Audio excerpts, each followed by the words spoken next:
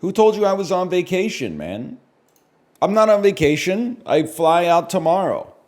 Monday's a work day, bro. Now, I was 23 minutes late, but that's because I was making chocolate chip pancakes, okay? And maybe 10 minutes of stalling after I finished the Peloton ride because I got addicted to watching Dan do the postmortem on that guy's first date. But that was great content. That was unbelievable content. How did it go? It seemed like it went really well. People thought that I was making fun of the guy. I'm not making fun of the guy. He's like freshman or sophomore year of college, which for those of you who are not afflicted with American-style mental illness is your first or second year. He went to Panda Express on his date, and his order was double egg roll, double fried rice. People said, why are you laughing at him? I'm not laughing at him. I'm laughing at me. Because that's something that I would have ordered when I was 18. Or maybe I would have just gotten like double egg roll. I don't know, because it's a reflection of, you know, what many of us were like when we're that age. That's why it's so cool. Hey, Hiccup Art, thanks for the gifted subscriptions. And Corey, hello, Corey, hello. Like that's, when you're 18, it's an exciting time in your life. You got some independence. You're figuring it out for yourself. You go out on a first date and you're like, okay, listen. What's my Panda Express order? Double egg roll, double fried rice. I'm not going to act like I was, you know, flexing back then. You take a girl out to the campus pub and you're like, I'll have the fucking cheeseburger. But check it out. I'm pretty worldly. Give me the sweet potato fries. She goes, oh, he's so worldly. He's so concerned about the glycemic index. First date, I went to a pizza place, ordered an entire pie for myself. That's like, I don't even know. That's too much. But you know what? There's a case to be made for the fact that at least it's like honest. If one of your priorities in life is eating a whole pizza for yourself, then like why obscure that on the first date? You should begin as you mean to continue, I suppose. You know how like we have standard drinks? Like in the UK, they have like units of alcohol. In North America, they have standard drinks. We need to do that for pizza. Because ordering a whole pizza for yourself can mean many different things. That could mean like one New York pizza for yourself. That might be like a 28-inch pizza. That's like 4,000 calories. But like ordering a margarita pizza for yourself at like an Italian restaurant, I don't know, might be 14 inches or something like that. It's maybe a big lunch, but it's not outrageous. Usually you end up having like a quarter or something for a snack later in the day, but still. I've become a pasta guy at the Italian restaurant, man. I don't know if it's growing up or it's just like, I just appreciate the pasta more. We went out for dinner Saturday night. Had a spaghetti aglio olio. I felt like I was tasting like the chef's true intentions. No, not obscured by any sauces. Not obscured by any pounded and fried meats. Just beautiful, fresh-made pasta, olive oil, and probably Kirkland Signature garlic from Costco. It was fantastic. And I think I had ice cream like 5 times this weekend. I was going apeshit on the ice cream, man. What kind? I mean, listen, stole a little bit of my daughter's Ben & Jerry's. I believe it's called S'more, please. Guess what? It tastes like s'mores. Had a little bit of my wife's leftover Earl Grey. Went to Ernest Ice Cream, had some toasted marshmallow ice cream. Kate didn't finish hers. Had a little London Fog ice cream. Then last night I had a little bit more Earl Grey ice cream. You're not lactose intolerant? Me and my toilet have like a disagreement over that, but I was okay. You see the Costco guys defending a pizzeria? Of course, man, of course.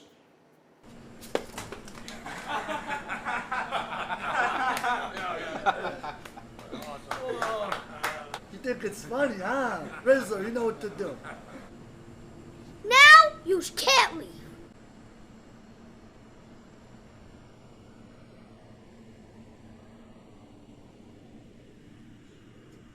Yeah, you guys, you messed with the wrong are the prologue, come on! Bring the boom!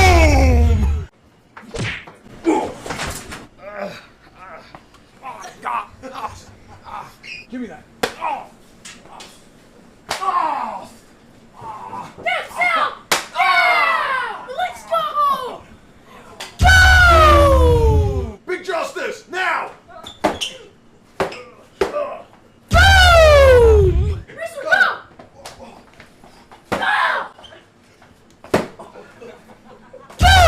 Never mistake kindness for weakness. And I love how at the end of beating the crap out of those guys in the pizzeria, Big Justice said, "Remember, don't confuse kindness with weakness." Boom! I like it. They can never make me hate them, man. Why not? Because it's like a dad and his son making like fun videos in the 4 or 5 years before he leaves for college and his personality changes forever, man. That's wholesome. He's like 11? Okay, fucking the 6 or 7 years before he leaves for college. He's not 8. The Rizzler's like 8. No disrespect, but if you don't have kids or work with kids, I don't trust you when you tell me like how old a child looks.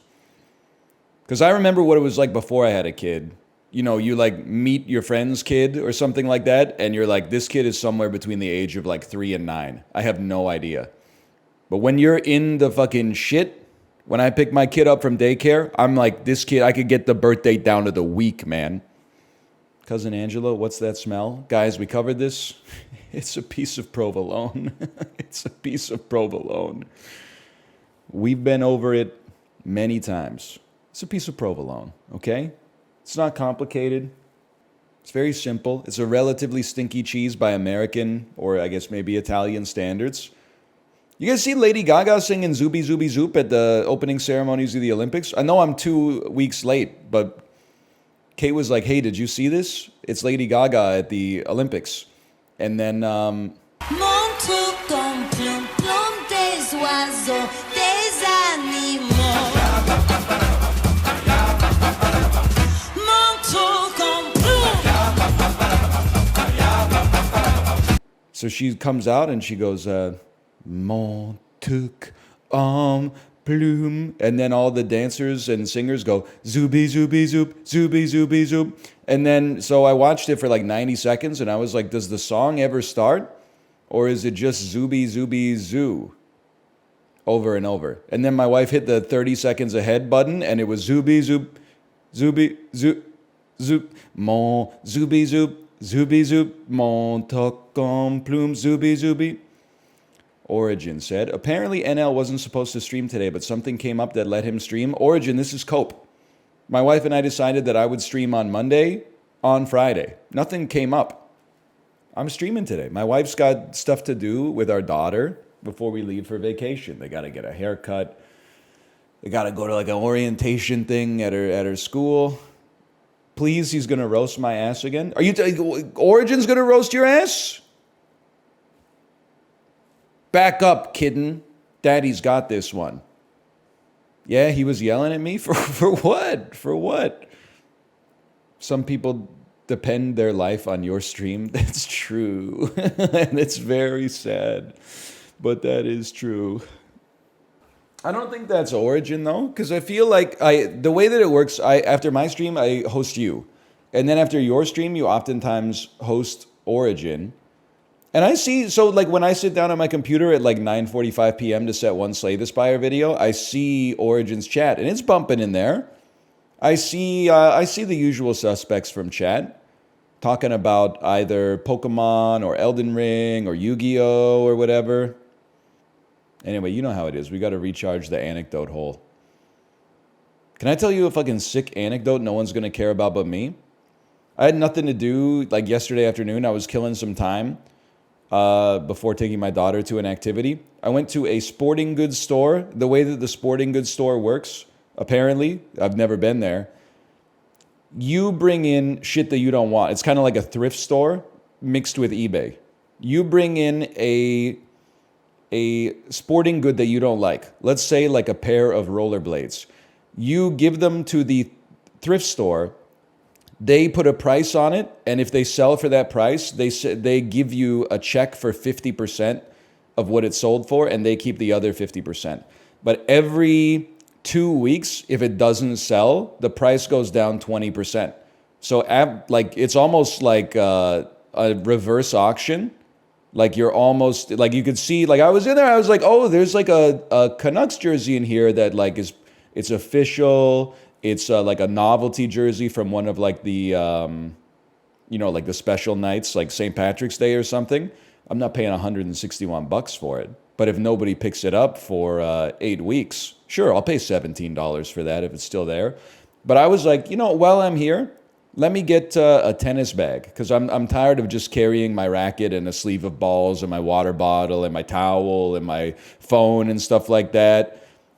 Got the tennis bag. I said, this one's okay. It's clean. It's a little old, but it's nice. It's big enough to fit everything. Took it up to the front. That bitch had been there for 10 weeks. The price is fucking free. Holy shit. I walked into a store and walked out with something and didn't give them any money. What a rush. I know. But then I bought some tennis balls because I was like, I feel bad. So I bought a couple sleeves of tennis balls, but that's crazy, man. I got to set some alarm on my phones or something.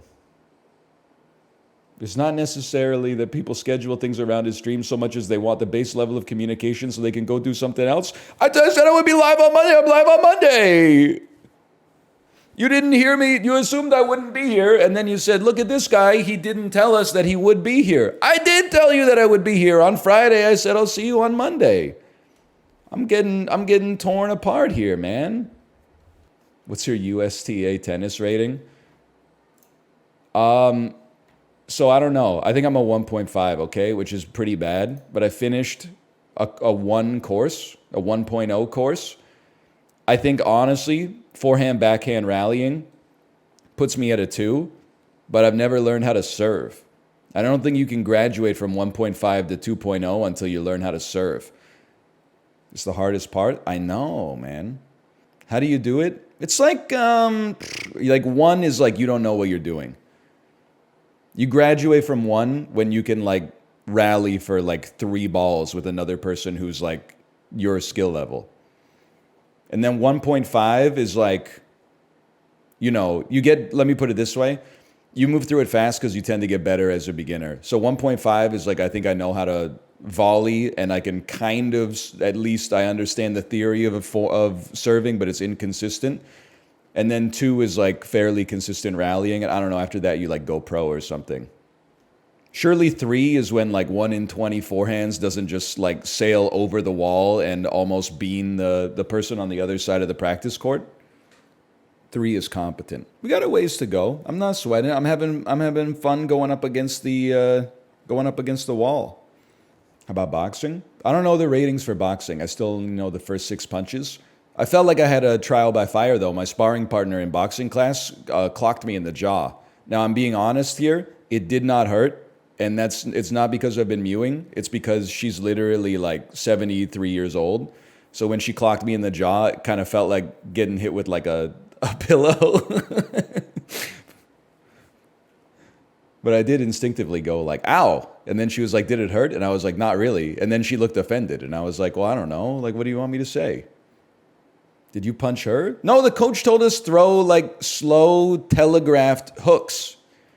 So I'm out here like moving in slow motion, and she's got like Evander Holyfield hand speed, dude. Like she's doing like feints and stuff, and then she's like, it's like the ones you don't see that get you, It was my bad though. I was supposed to have my block up.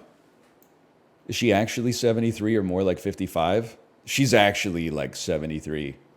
I was thinking that in a way, like I've been adamant that 35 is not old, but I think it's possible that both from the inside and the outside, 35 might be like the oldest you can be in a way. And let me explain that, because I feel like 35 is a very lonely age.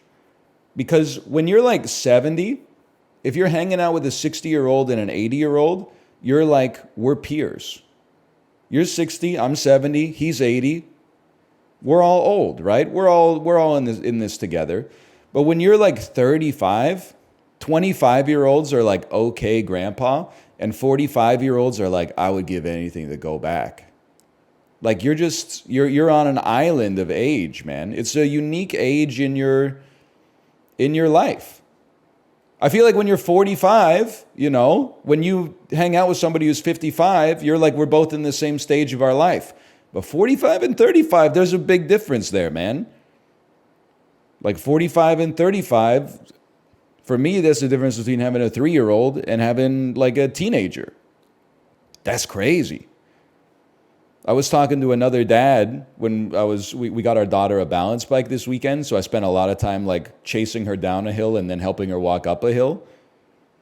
So I was talking to another dad on one of the long walks up, and he was telling me like about how his oldest kid is 23, and I was like, wait a second, I think I'm like closer to your kid's age than your fucking age.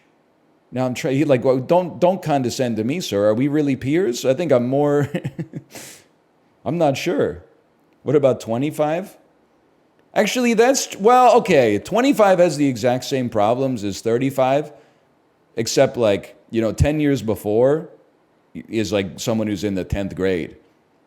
But I feel like 25 has the advantage because they're condescending. They hold the mantle of youth, and as a result, they're the ones like firing the first shot.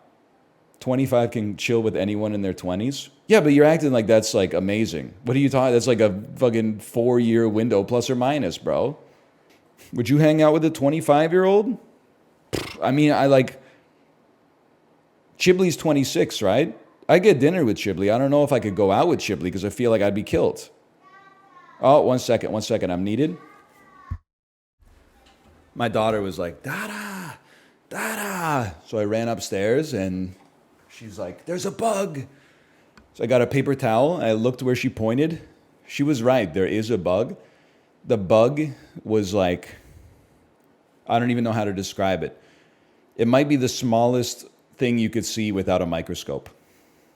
So yes, I extinguished its life, but it's got to be done. It was basically like living dust.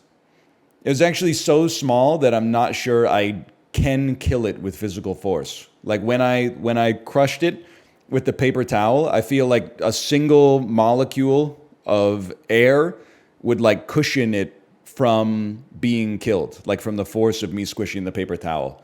But I would love to see that motherfucker climb out of the garbage can because it's literally like 1,000,000 times taller than it is. It might take it like 2 weeks. You're going to bug hell?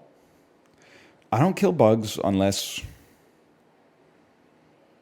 like there's a couple things. If I see you twice, first time, I'm like, how could they know? Second time, I'm like, sorry, brother, I can't take a dump with like a spider in the bathroom like every day. We're not making friends in here, okay? I'm just doing my job. Or if my wife tells me to kill a bug or my daughter tells me to kill a bug, because that's just, you got to avoid the ick. And I recognize that I'm like incurring a karmic debt when I do that, but it is what it is. Similarly, like I shouldn't say like, I have no problem with spiders except for the fact that I feel like they need to go to like a seminar. Like we need to have like a town gown relations meeting for the spiders. Why would you build your spider web on the handle of my garbage can? It's literally been 1 week since I touched the handle of the garbage can. Why would you build your house there? Because in another week, I got to grab that handle to drag that shit out to the curb. That's a horrible place for you to build the house, man. Similarly, why would you build a cobweb like in front of our door? You're like, oh, it's safe. This guy's only 176 centimeters tall. All of a sudden, I got a friend who's like 179 centimeters tall, and he's spitting out your fucking bathroom, you know? Just there's plenty of corners that I don't see on the regular basis, and like you can climb. That's like one of your biggest things. You can climb. Why don't you doze me up? Buttercup, baby. Before we do the dulls, hang on. I got to show you something on X, the everything app, that I laughed borderline uncontrollably at this. And then I told my wife about it and she no-sold it. and then I linked her to the tweet, and she didn't mention it, which means that she watched it and didn't think it was funny. So then when I came upstairs last night, I was like, did you watch this? And she was like, yeah, I didn't think it was as funny as you described it. Which is fine, you know, different people, they got different tastes, don't get me wrong. No, it's not ray gun, okay? It's this. The tweet body said, I'm crying, this move is too extra. I didn't know that Pokemon fucking rolled like this, man. Hang on, there's no sound. Oh my god, you're so lucky I had you muted. It was so loud. So I don't know what the fuck Necrozma is to begin with, but then it's unveiling its full force Z move. So I'm like, okay, what could it be? Maybe like a little bolt of electricity? Oh shit, it's the light that burns the sky. All right, just seems like a little Bahamut, like some kind of ray of electricity or something like that. No, it's a spirit bomb that summons the entire sum of energy on the planet, and it just goes... And then they send it to this poor little Wingull, just gets caught in the event horizon, and then it's like 100 nuclear bombs going off consecutively. Like, what are they doing, man? What is this Pokemon, dude? This is not like Charmander using Ember or something. When did they add this? Listen to the sound. I'm gonna just be quiet. Just listen to the audio design, man. The light that burns the motherfucking sky.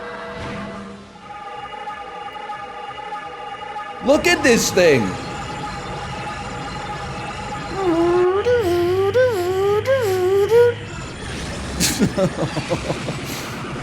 He summons a fucking planet, man, like a star.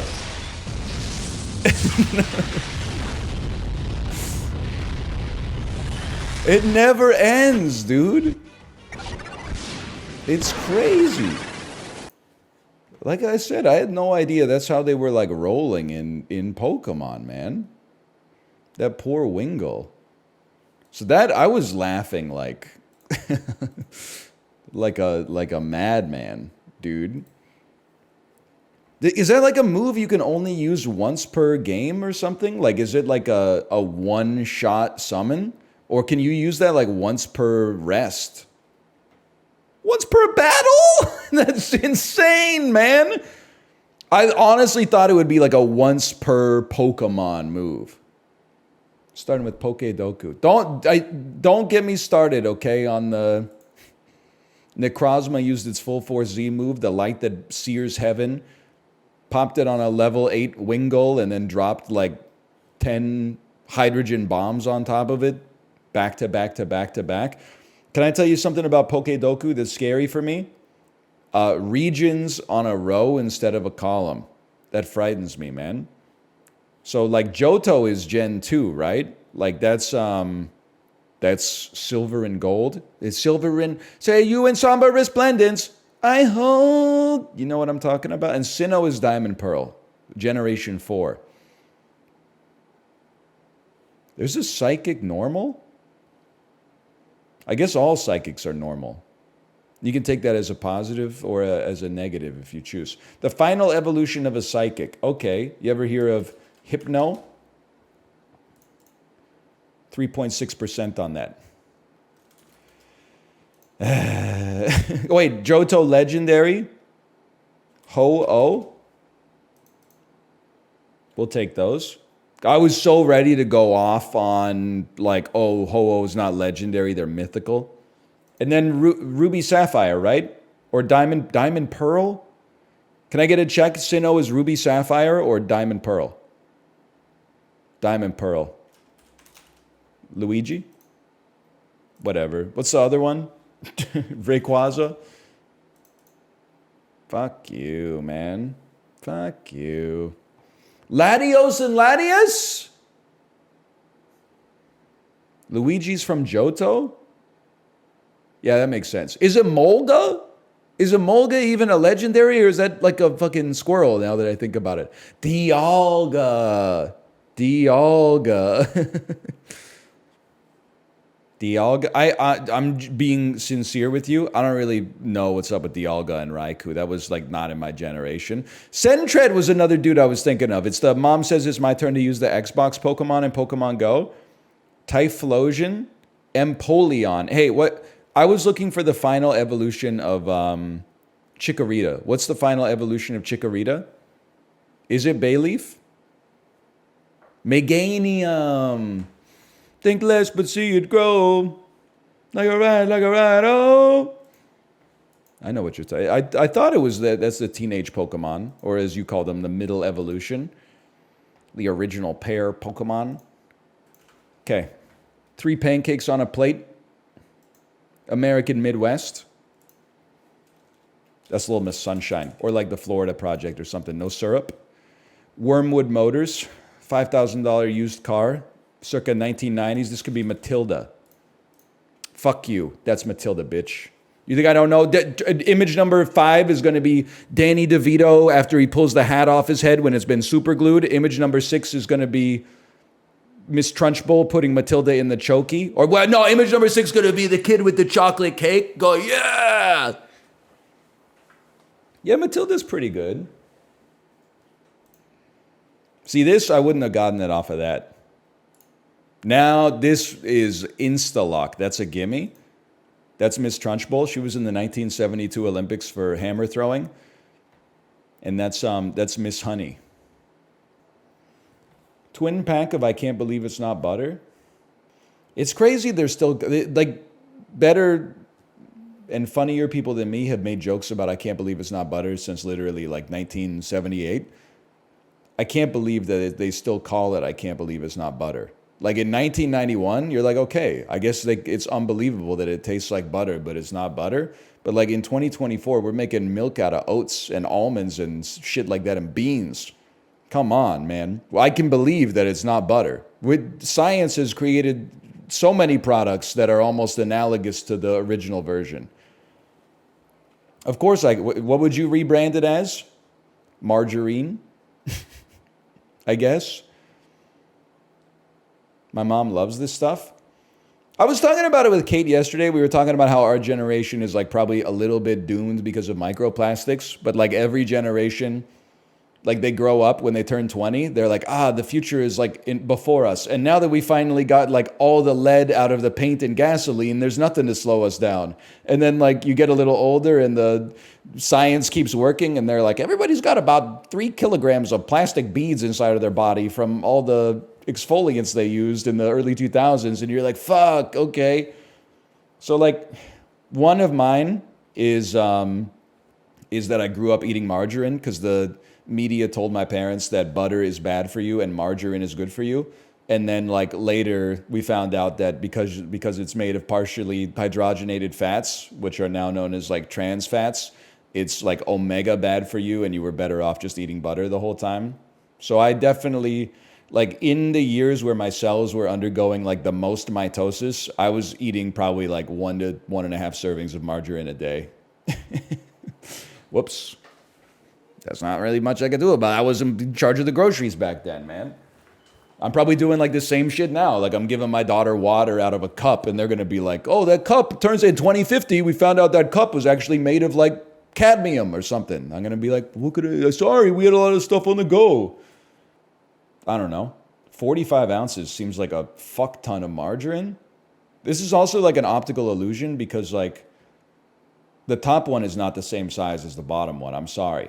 It's not. I don't know if it's just perspective. This is like some Peter Jackson shit going on, but the top one is smaller than the bottom one. I don't know what you want me to say. Maybe there's like an offset or something. They're the same size. I don't buy it. There's some camera trickery here. This is James Cameron. What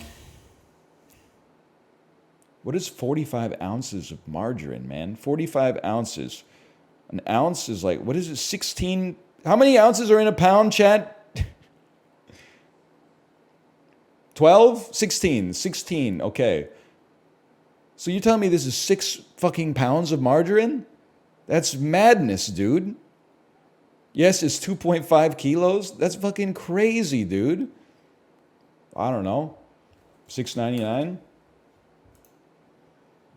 Yeah. Yeah, I guess that would be like $1 a pound. That's pretty cheap for something that's made in like the Manhattan Project. This shit reeks of like Los Alamos. $10.99? $9.49? Amazing. It's on sale this week. I don't try to be judgmental. Well, like I'm judgmental about many things. I try not to be like outwardly judgmental. Because like, you know, nobody's perfect. It's like a glass houses situation. But if you're like eating margarine, I think you should just switch to butter. I'm not judging you. You can eat whatever you like, but you could just switch to butter. The butter actually tastes better. The knock is that it's less spreadable. That's definitely true. It's also more expensive, I guess. But how much butter? I'm only spreading it, really. I'm a peanut butter on toast kind of girly. Butter's a pain? Yeah, life is pain, man. Get used to it. There's all sorts of little inconveniences you can... Or you could just like cut the margarine, because I'd like I'll eat a lot of stuff, but that's like margarine is one of those things that I don't fuck with consciously. Is dairy free? Yeah, because it's made out of like saran wrap and food coloring. Kyrgyzstan. It's the farthest country on earth from Kyrgyzstan. Okay. Warm, 1,000. Oh, it's in the islands, bro. Wedge Antilles and Barbaguga. Yes, the Antigua and Barbuda. That's warmer still. Dominica. That's cooler. I'm an idiot. Excuse me? There's no countries anymore. Saint Lucia. That's cool. That's even further down. Trinidad and Tobago. That's Trinidad and Tobago? This shit's in CONCACAF? How is this shit in CONCACAF, man? It's like a hop, skip, and a jump away from Brazil. Curacao. No, I mean Curacao. I mean the Dutch fucking colony of Curacao circa Tulip Mania 1771.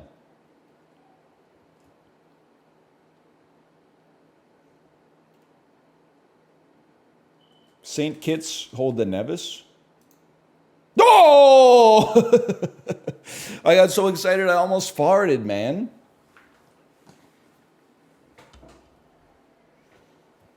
Suriname and Guyana are in CONCACAF too? Be honest with me though. Are they in CONCACAF just because like CONMEBOL is like, I mean, that's like the Premier League of soccer. And CONCACAF, especially like prior to like 20 years ago, was basically just like Mexico, the US, and then like a bunch of people just fighting for third. Yeah, pretty much. They were given the choice. That makes sense. I mean, you wouldn't, if you're fucking playing on the Curacao soccer team, you don't want to go fucking with Ronaldo and Rivaldo and Ronaldinho and fucking Roberto Carlos. And there's a few more I could name probably. Name any current player. You know the one. The Neymar Jr. That's it, Neymar Jr. I'm just gonna say it, man. I thought the dude on Colombia, the Colombia star player, 12 years, I thought that motherfucker was named James. Watching a little Copa America, I'm like, who the fuck is James? James? I've been calling him James since 2010, World Cup South America. Back of his jersey says James, okay? I'm going to start calling him Lebron Hames. Olympic men's basketball MVP, Lebron Hames. And he's doing the, you know, with his hands. Yeah, you know what I'm talking about. I don't know what it is. Anyway, this is a tough one. Because this is like Andorra, Andy Serkis. If you need a weird guy to play a CGI, then you gotta call Andy Serkis. 7,000. Okay, this is an island. This is like Cuba. And I don't think Cuba's 7,000 kilometers away from Oh, well, it's in the ballpark, man. Here we go again. Jamaica. Yeah! What is that advert? Oh, you guys haven't seen Wish? Honestly, now that I'm on the Smallfoot songs, I kind of wish my daughter would go back to the Wish soundtrack. Because I'm dying with the Smallfoot songs, man. Did anyone listen to Let It Lie by Common, aka Stonekeeper? I'm obsessed with the way that he says Sasquatch. They called us Sasquatch. They called us abominable. They pursued us, their malevolence indomitable. We had no choice but to run and hide. Otherwise, I surmised we were facing genocide. To escape all the human ravages heaped upon us by those human savages. Now you know, now you know, now you know. And you can't deny that it's best just to let it lie. Is it Hamilton? It's trying to be. You can't shit on Common. Common is like probably the best rapper that I absolutely hate. It's not fair. He has a lot of songs and like years of good work that I just don't like. I just find it corny because like his conceit in my head is like always trying to elevate rap off of like base level impulses. But it always ends up being like, oh, you thought I was talking about a lady? Actually, I was talking about the music genre you're listening to right now. Rap and hip hop. You can't forget about Belly Breathe? Oh, I never forget about Belly Breathe, man. Belly Breathe, that's the way you do it. You know what's crazy? You wouldn't believe it. You know who number one billing is in Smallfoot? Fucking Channing Tatum. Where's Channing Tatum is Migo? Sure, Common is Stonekeeper. We all accept that, but and Channing Tatum is Migo. James Corden plays Percy. Who's Danny DeVito, though? He's Dorgle, dude. Migo's dad. Why did that sound like Sonic Heroes? Because the only rap song you've ever heard is Not Like Us. Okay, Michael Caine, 2000 to 2009. The Italian Job. Never mind, he's in the one from the 1960s. It's just fucking old, man. Search for Monka Island. Metacritic score of 95. Grim Fandango. Oh, it's Legend of Zelda Majora's Mask. It's a pretty good score. Is this a good game? Apparently it's a good game. How's that Clue 3? It's a good point. I mean, like, there's some iconic images in there.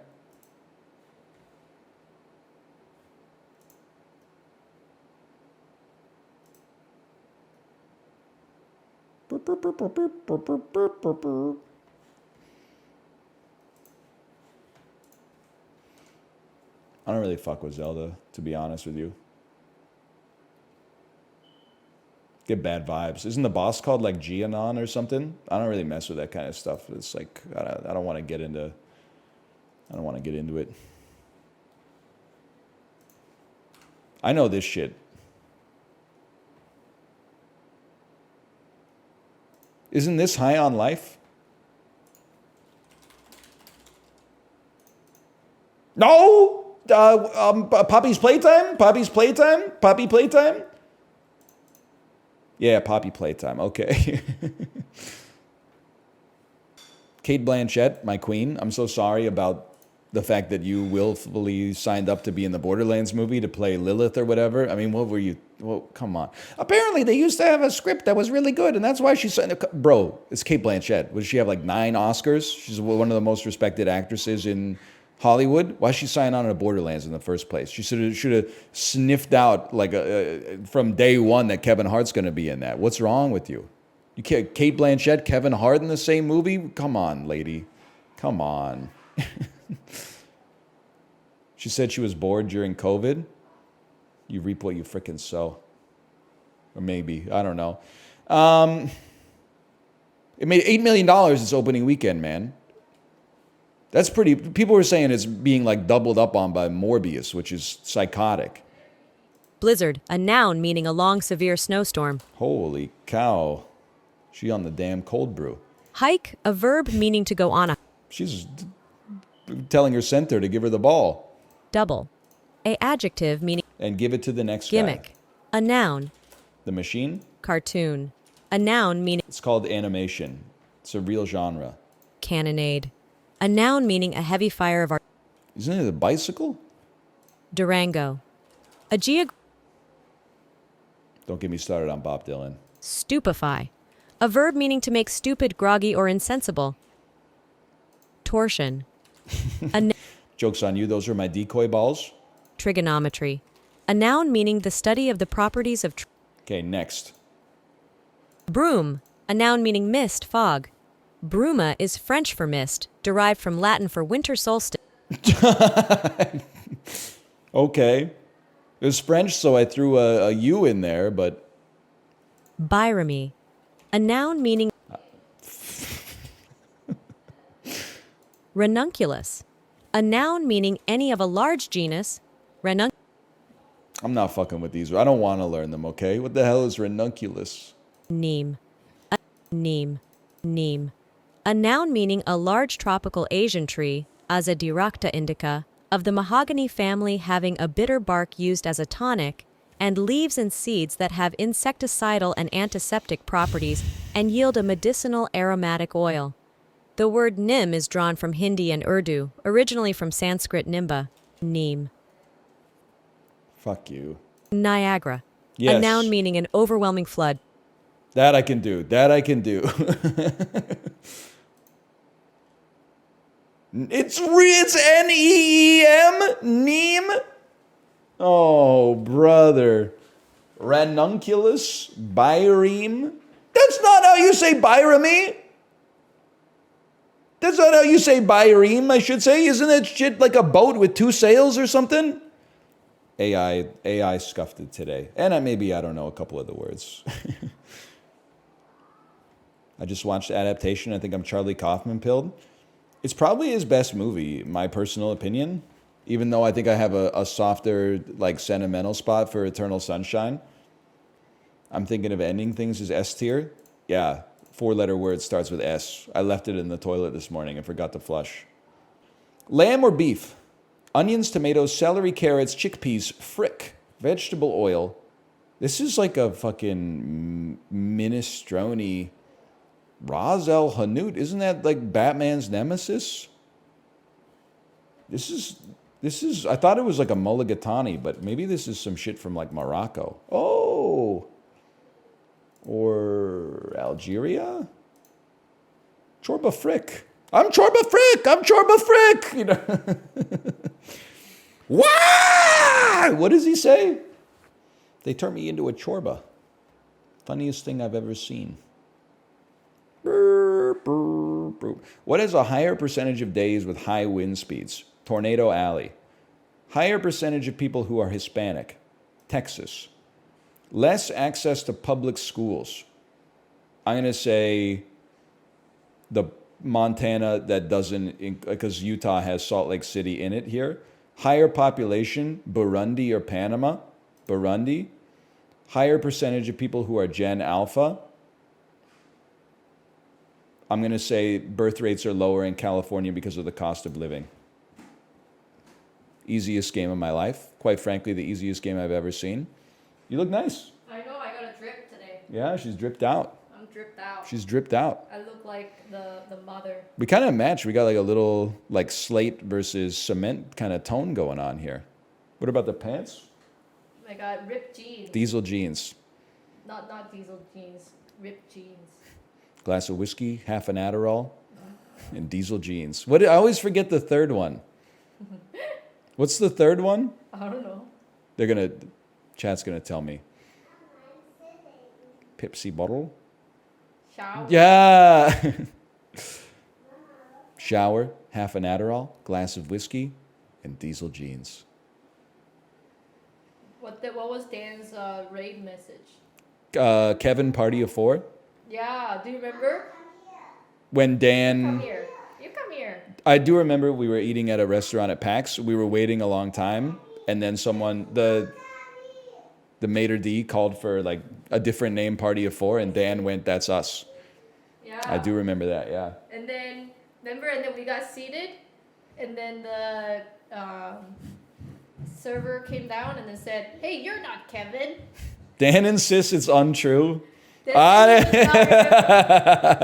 which year did that happen? I have no idea at all. It's 2016, right? I don't know. It sounds like it could be He right. said it was 2012. That's the year that we met. Yeah, it wouldn't be 2012. Could be 14, 15, or 16. I found the pattern. When Nail gets What the fuck would she say fuck me for? when they get embarrassed, they want to say, "Hey, look, that was 10 years ago. Hey, look, that was long ago." So they want to make the year as late. No, as you know what it possible. is because I've been like a saint for like 10 years. And then when you like want to take me down a peg, you're like, remember this story from like 2013. And I'm like, I was just a little kid back then. You're not a little kid. She'll bring up some stuff that happened like 92% of my adult life ago. And I'm like, yeah, I renounce it. I renounce it. That's a long time ago. I still remember the Dan's cheeky laugh when the waiter came back and then tried to be like, "Hey, you're not Kevin." And then they said, "Oh, I'm sorry, it was my honest mistake. My name is Kevin. You know, it's the same name." Yeah, you're like, it's too late. Yeah, We already ordered appetizers. Sorry. And then as soon as the waiter left angrily, he gave us the side eye laughing, like the you know that. It happens. But honest, and listen, I'm not rushing to the defense of Daniel. He shouldn't have done it. But like, why didn't Kevin say, "I'm here," before Dan got a chance? That is the craziest take of all time. It's not like, on the first yell, Dan was like, "I'm Kevin." Because then there's a risk of conflict, right? It was probably like the second or third yell. And then he's like, "We're right here." You're like the most, you're the true good zany wingman. Kevin wasn't locked in. He had the responsibility of getting the table, and he dropped the ball, probably looking at his phone or something, watching a video. You can't be doing that in a busy restaurant situation. Somebody's got to keep their head on a swivel, man. Where was Kevin? So true. Catherine O'Hara in Home Alone. Again, he did something wrong, but it's funny wrong, so it's okay. And also, this is why restaurants, we gotta use the beepers. We gotta use the beepers. Names are not a good primary key in the database because you got duplicates, man. What if there were like 3 people named Kevin all waiting for tables? Like, that's why you give them a little circle that goes bzz, bzz. Come on. I think that's it. Well, I guess we could always finish with Fishdle. You ever play this one, Dan? This is a fucking shark, dude. This is a whale shark. I'm going to get Fishdle in 1 today.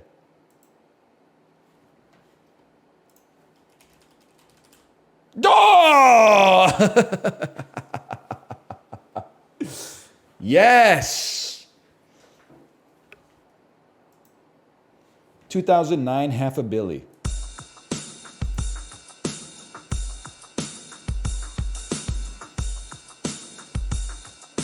Symbols on sale today, boys.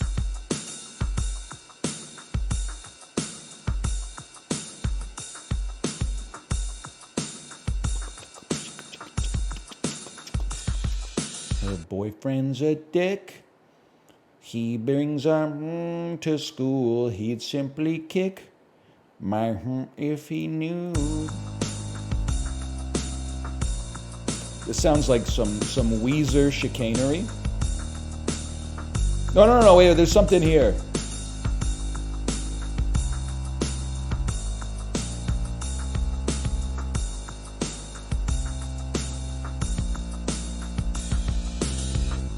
She sounds like a greeting card running out of batteries. I'm gonna know it. I know this. I can't place it, but I know it. I'm liking the counter melody. I'm liking the Samsung Galaxy phone alarm, tone number 4. Yeah, this has got like a management kind of like a, I don't think it's that, but or like a passion pit or like an Owl City. Yeah! What? You're not gonna like what I was gonna say, but I'm gonna say it anyway, which is it sounds like a bad band pretending to be a good band. What I was gonna say is like it sounds like an artist inspired by Animal Collective, but with no other divine inspiration breathed into them from a benevolent creator. Dude, we listened to it. I know it's not my favorite song. I like the Postal Service. If you like Owl City, you should check out the Postal Service too. That's all I'm going to say. Even if you think that the Postal Service is a pale imitation of Owl City, which would be backwards.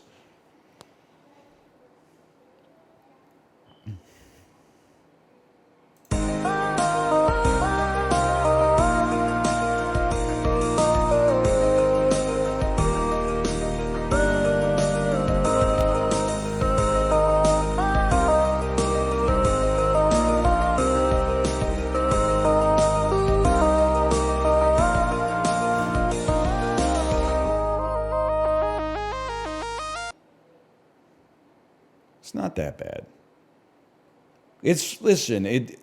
To be self-aware, people were like, well, if this sounds so much like the Postal Service, why is the Postal Service good and you don't like Owl City? Because I'm like the kind of guy that's like, you can't just like write sweet and saccharine shit. You have to like steep it in like a literary reference or like metaphor or something like that. Otherwise it comes across a little bit like, preteen diary core.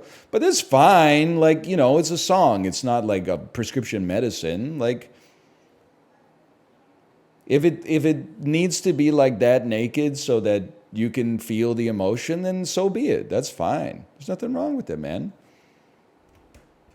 I don't hate whimsy. You can catch me listening to the Olivia Tremor Control any day of the week, man. You think I don't know shit about Dusk at Cubist Castle, you piece of crap? If this is whimsy to you, your ass needs to get into some fucking Terry Gilliam, okay?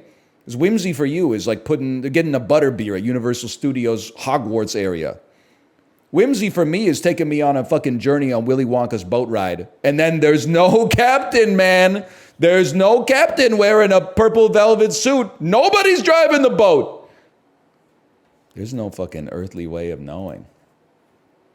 That's what I'm saying, man. Anyway, first half remaining light or second half girly? I got to think about it. That's tough for me because like Once in a Lifetime is side one. It might be one of my favorite songs of all. Well, no, that might be side two because it's like it starts with like Born Under Punches, Cross-Eyed and Painless.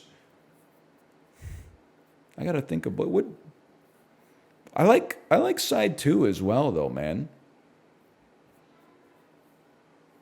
The wind in my heart, the dust in my hair. Malik takes the package to the free trade zone. I know what you taught. Side two is pretty intense. Dude, I don't know who keeps giving me gift subs to other channels, but thank you, because it makes me laugh every time when 30 days after getting the gift sub, I get the most like ooh emails from Twitch. Has anyone ever received a gift sub and then you get the fucking email, man? Your gift sub to channel name is about to expire, ... If you want to keep up the good vibes, click this button to fucking go. I've never even seen the channels that I'm getting gift sub to, man.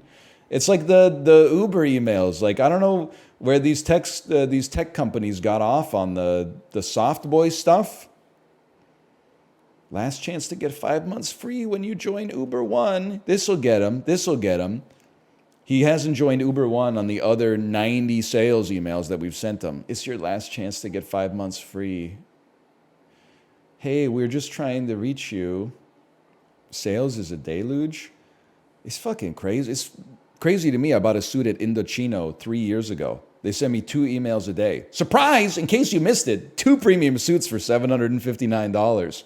I don't fucking care, Chris. I don't care. I have a suit. You sold it to me. I don't need another suit, man. You're the guy who sold it to me. You should know that I don't need one. Suit yourself up to 30% off online and in-store. Discover custom threads that won't break the bank. If you give blood, the Red Cross won't leave you alone. I think I'm going to start donating blood because apparently it's like a way that you can purge microplastics from your blood. And it's a good thing to do, especially like if people need it, then they'll be happy to have the blood. But I guess you're not really getting rid of the microplastics. You're kind of like just donating them to the next guy. But they got bigger problems, right? So double them and give them to the next guy. Would you push the button? You get a life-saving blood transfusion, but you get 100 more micrograms of plastic in your blood? Bro, then that's fine. Once he gets better, he can just donate the blood. Like, it's a victimless crime. Until the bioaccumulation kicks in and, like, the dude getting the 1,000th blood transfusion is just like getting a red Lego brick shoved into his chest. Sorry, brother, it's all we got. You ever donate plasma for cash? Nah, in Canada you don't get, well, at least in Ontario, I can't speak for the whole country, but when I was in the habit of donating blood, they don't pay you for plasma. So I don't know if anybody like donates it, or maybe they take a little bit off the top. Do they pay for semen? Probably not yours, no disrespect. Not mine either. It's one of those things where it's not like the semen is worthless innately. Like, obviously it has some function, but it's more like, you know, it's a supply-demand thing. People are donating their semen for free because it feels good. So, like, they don't have to pay. Because if you were like, hey, I want $10 for this cup of cum, they'd be like, brother, we got to line up out the door.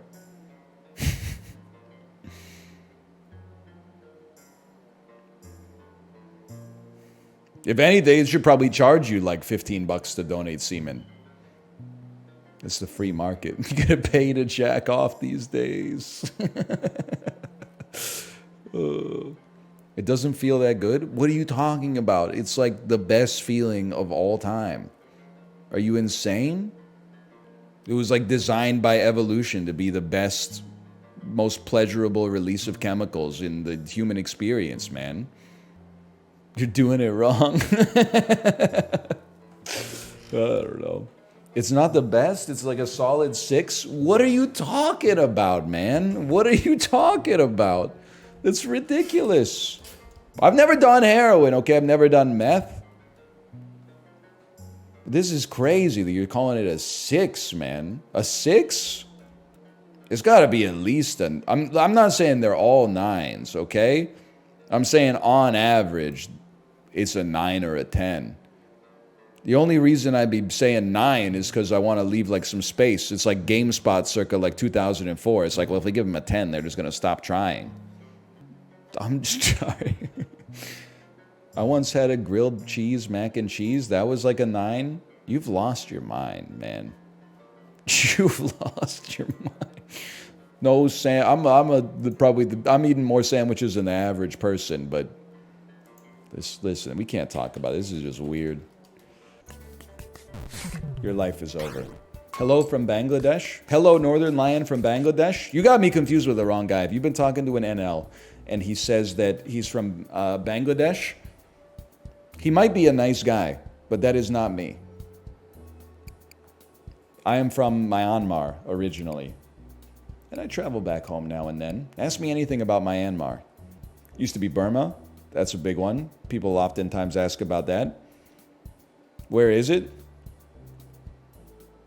Southeast Asia. Largest export? Tungsten. Capital? Tegucigalpa. GDP? Yep, it's got it. Actually, their biggest export is gas. Yeah, I mean, they exported like a lot of it when I left. So good for them.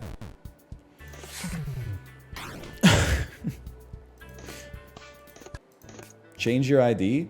You're a man in your 30s asking me to go to the character creator and make it bald.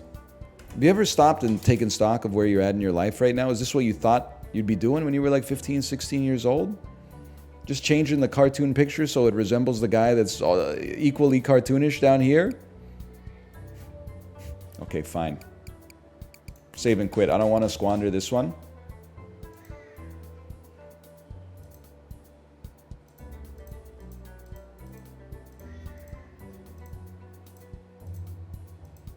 All right, I gotta be honest, that was worth it.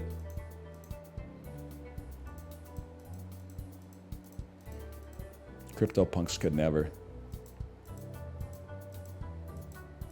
It's school picture day.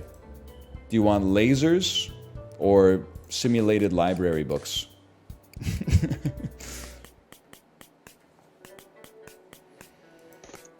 Lasers. Always. I got a lot of simulated library books. Vibes are back on, man. Oh, never mind. Vibes are off. Do automatic cat feeders work for anybody else? My cat keeps pawing at it, trying to get it to turn early. I'm not trying to instigate the Butlerian Jihad. And even if I was, I don't think like automatic cat feeders would be first on the list. I will say the closest I get to ever feeling like the main character of Fight Club and thinking that the things I own end up owning me is the more automatic shit I buy that you don't plug in, but instead runs on batteries. Because now, instead of like a bowl that you pour cat food in, you've got like a device that you have to shove 2D batteries in. And they last a long time, but at the same time, like you're on the Duracell subscription service at that point. I'd rather just give them a normal bowl, which is what we went back to. I just give them a normal bowl and then just scoop food into it, and when the food's empty, I put more food in it.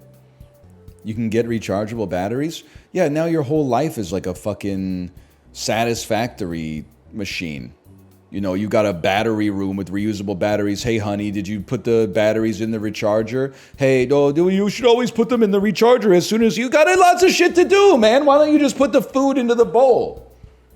That's too much, man. It's like, it's crazy to me that there's like, I feel like sometimes with convenience, we take like 2 steps forward and then 2 steps back, which is, you may note, takes you to the same place.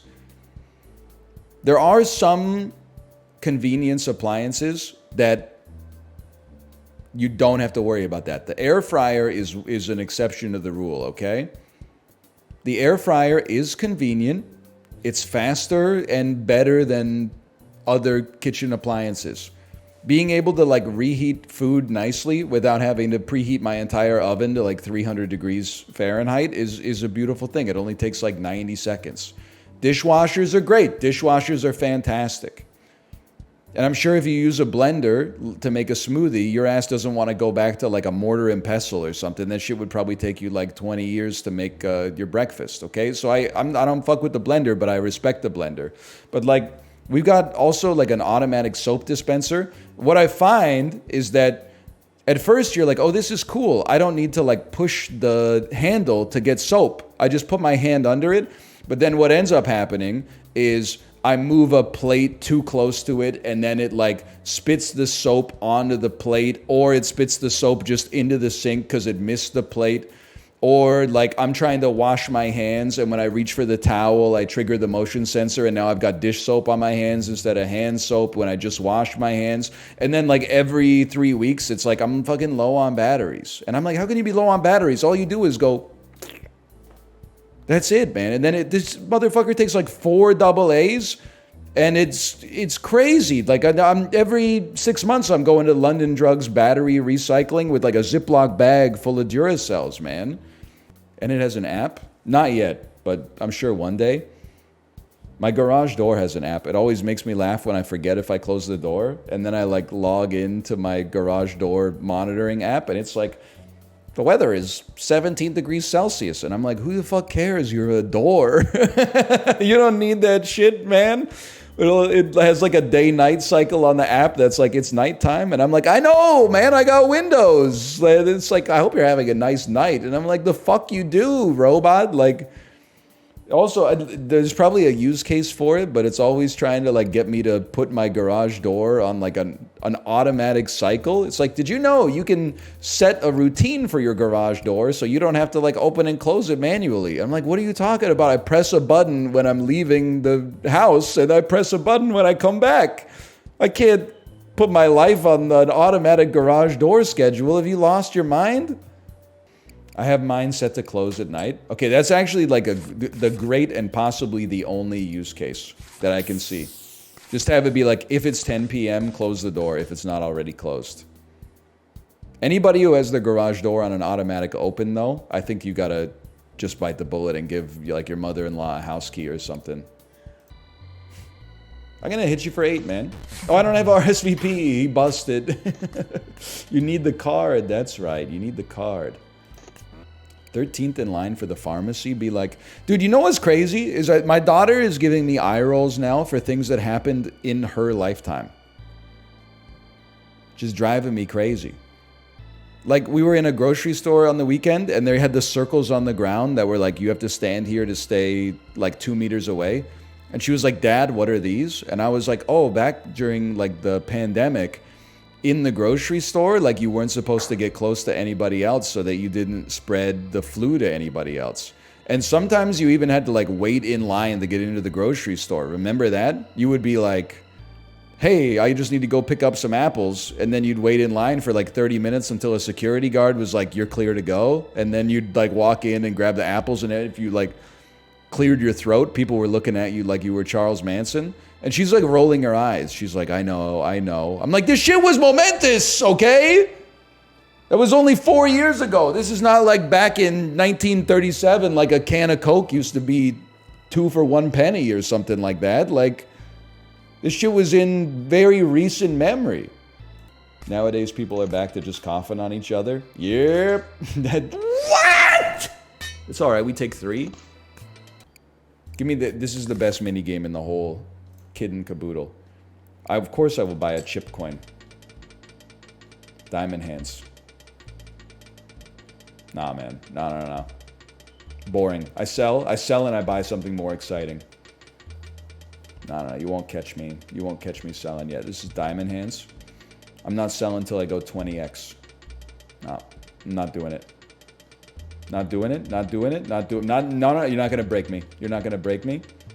Not gonna break me. And now this is the point where you're like, I forget I even had it. If it just goes up to 20% of what I originally put in, then I'm okay. If it just goes up to 20% of what I originally put in, then we got nothing to worry about.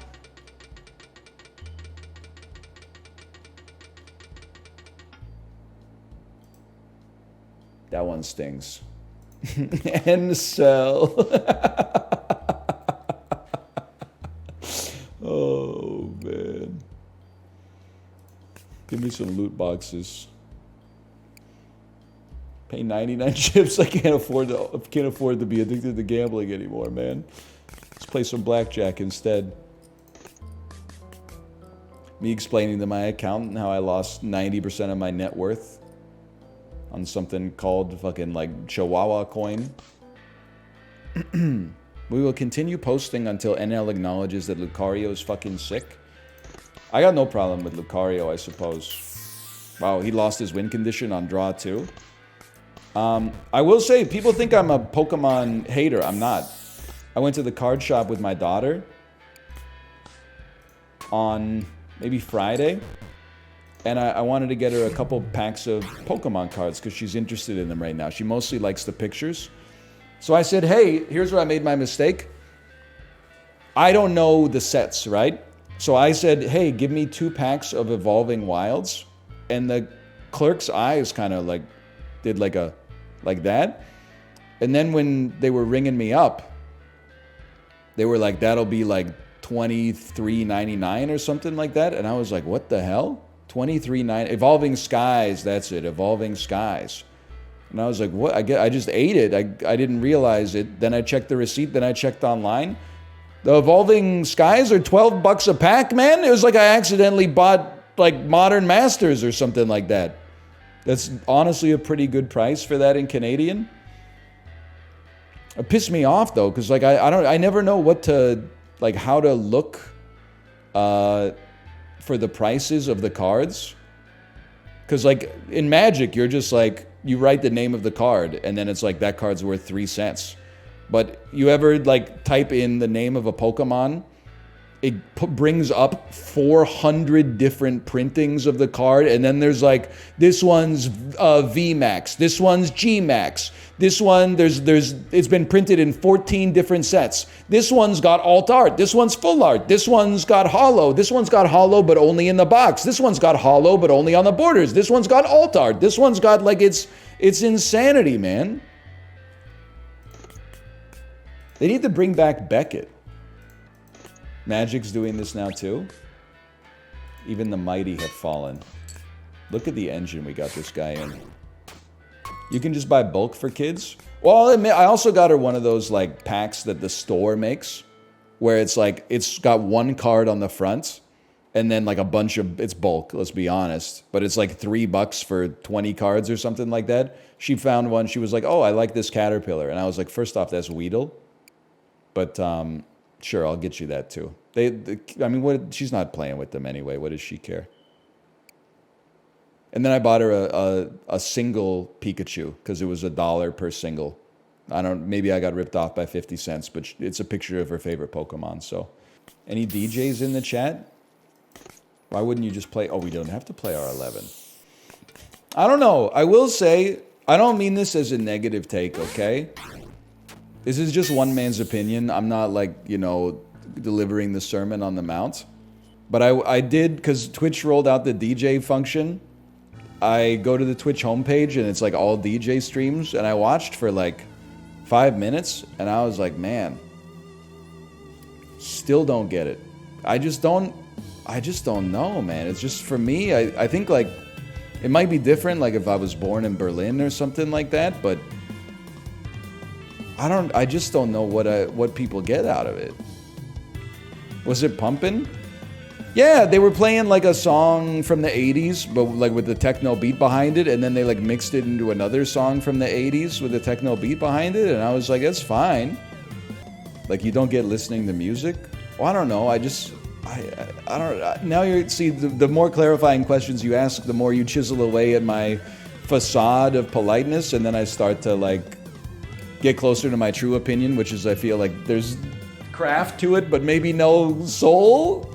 And now you got me on the back foot, and why did he say fuck all DJs? No, I'm not trying to yuck your yum. I'm just saying, for me personally, I don't know what people get out of it. I don't know. You don't like alt people? What are you talking about? DJ, the EDM is like the most popular genre on the planet. What do you mean alt? I'm not like other girls. I like listening to electronic music. What the fuck are you talking about, man? Everyone's a critic? I said I'm not trying to yuck people's yums, which means you can't ask me any other clarifying questions about it, okay? I guess like if I was at like a nightclub and there was a DJ, I would be like, this makes sense. It's like I don't go into the forest and go like, what the fuck, why is there a bear here? But like, I don't know, I just can't imagine like being at home and then like, I guess you put on like a DJ stream if you're like holding a party or something like that. You'd be like, hey guys, the pizza's here.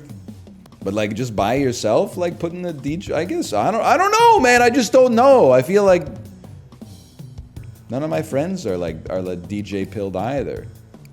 My mom doesn't understand why people watch video games either. I hope you don't think that's like a gotcha, because like in my head, I'm like, she's right, man. I don't understand it. Can you explain what's wrong with listening to EDM? I don't know, I guess just to be honest with you, I don't think in my entire life I've ever heard an EDM song and been like, what was the name of that so I can listen to it at home? Closest thing is probably like the Matrix soundtrack circa 1999.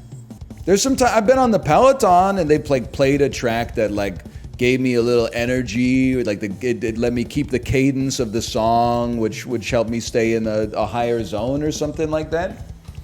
Daft Punk, though? Excuse me, Daft Punk is IDM because I listen to it. Why don't you play the game? What about Justice? I mean, I could fuck with like the first album, I guess. A little bit, but like even then I'm kind of sick of it. Hang on one second. I'm getting a lot of -2s. You just like, I think honestly, we've lost sight of it now because like there's other generational fronts in the war between Gen Z and millennials.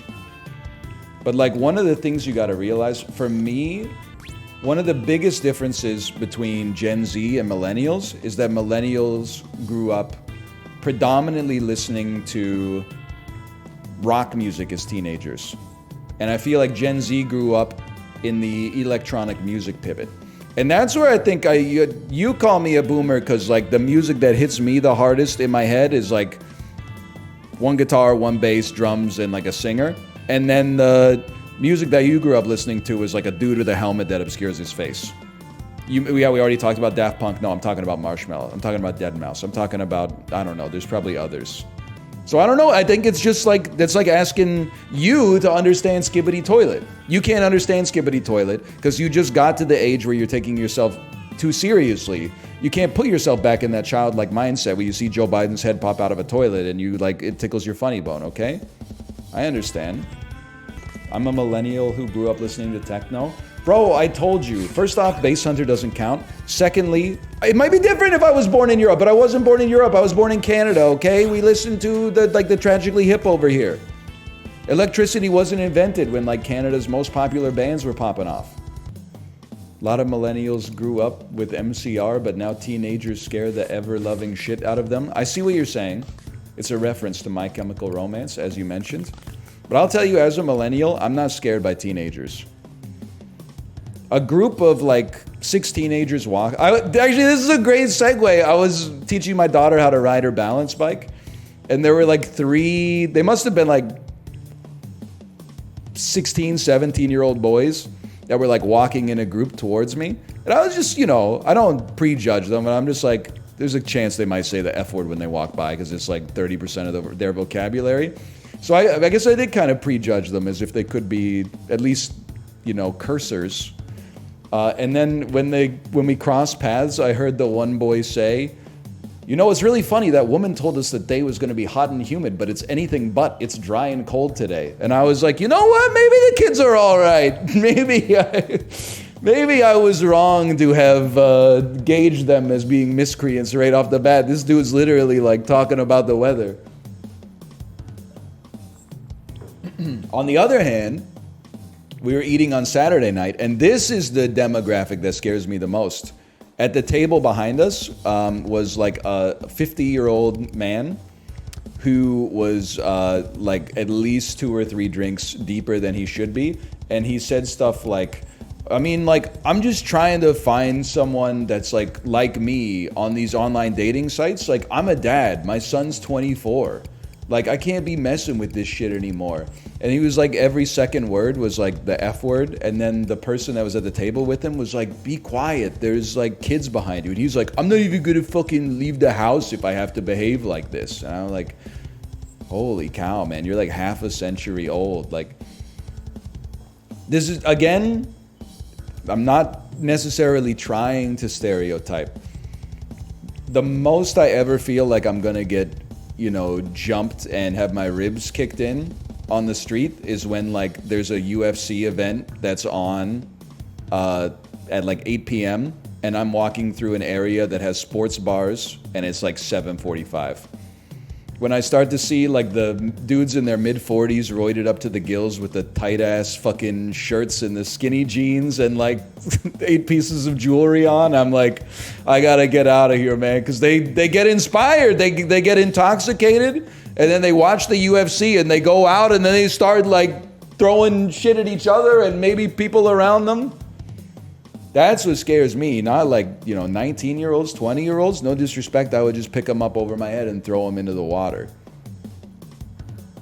45-year-old guys who've been working out at like an MMA gym for 22 years and are hopped up on a cocktail of like steroids and Pink Whitney. That's what's got me frightened, man.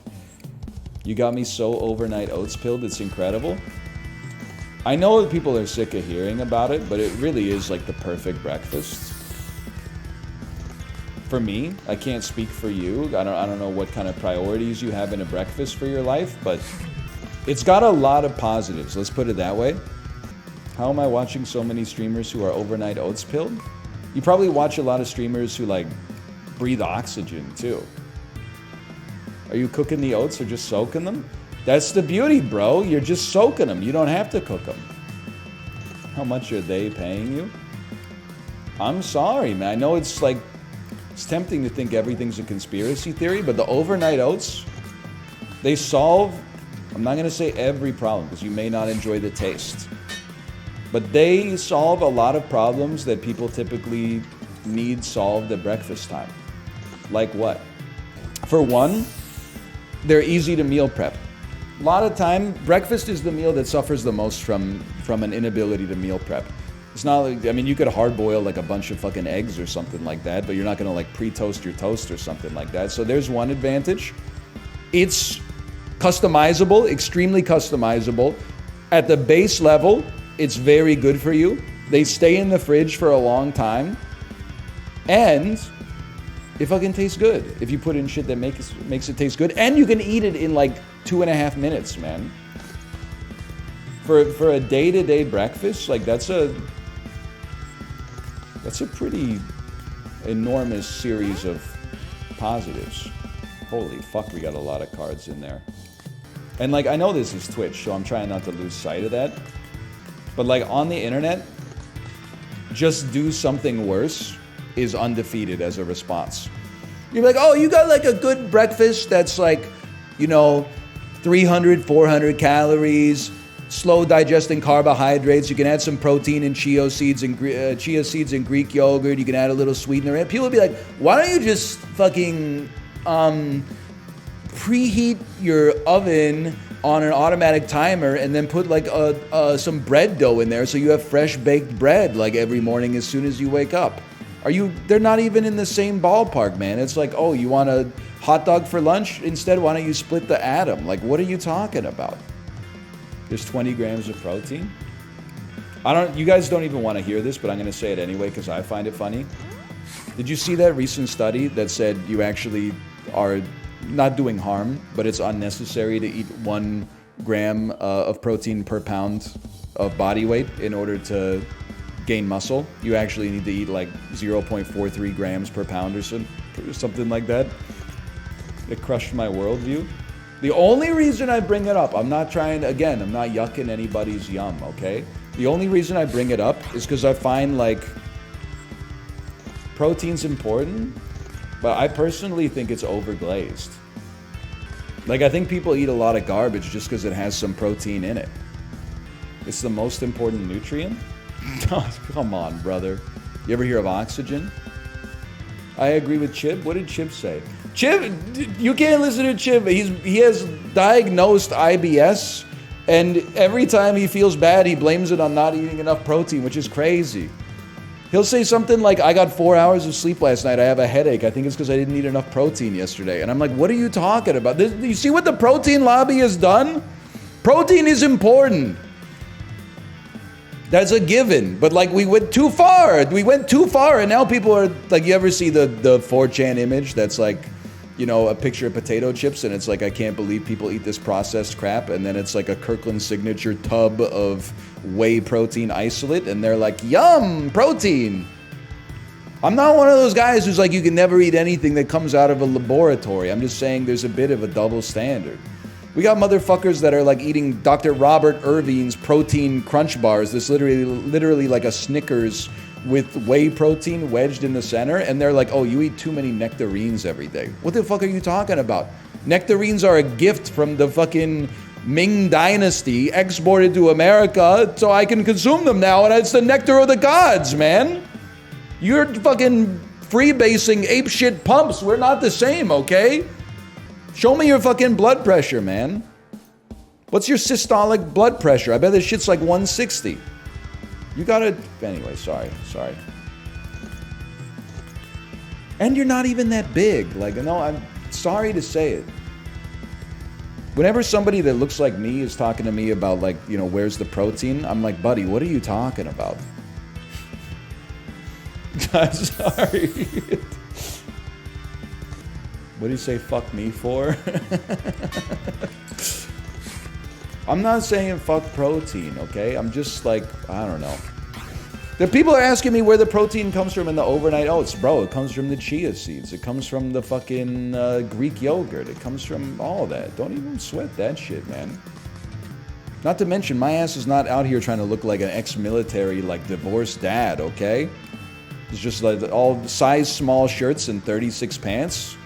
We're rocking a different kind of like Pacific Northwest sort of wellness over here, okay? You wouldn't understand. Would you say your oats are Dex or Ints? They're definitely Dex. They're Dex oats.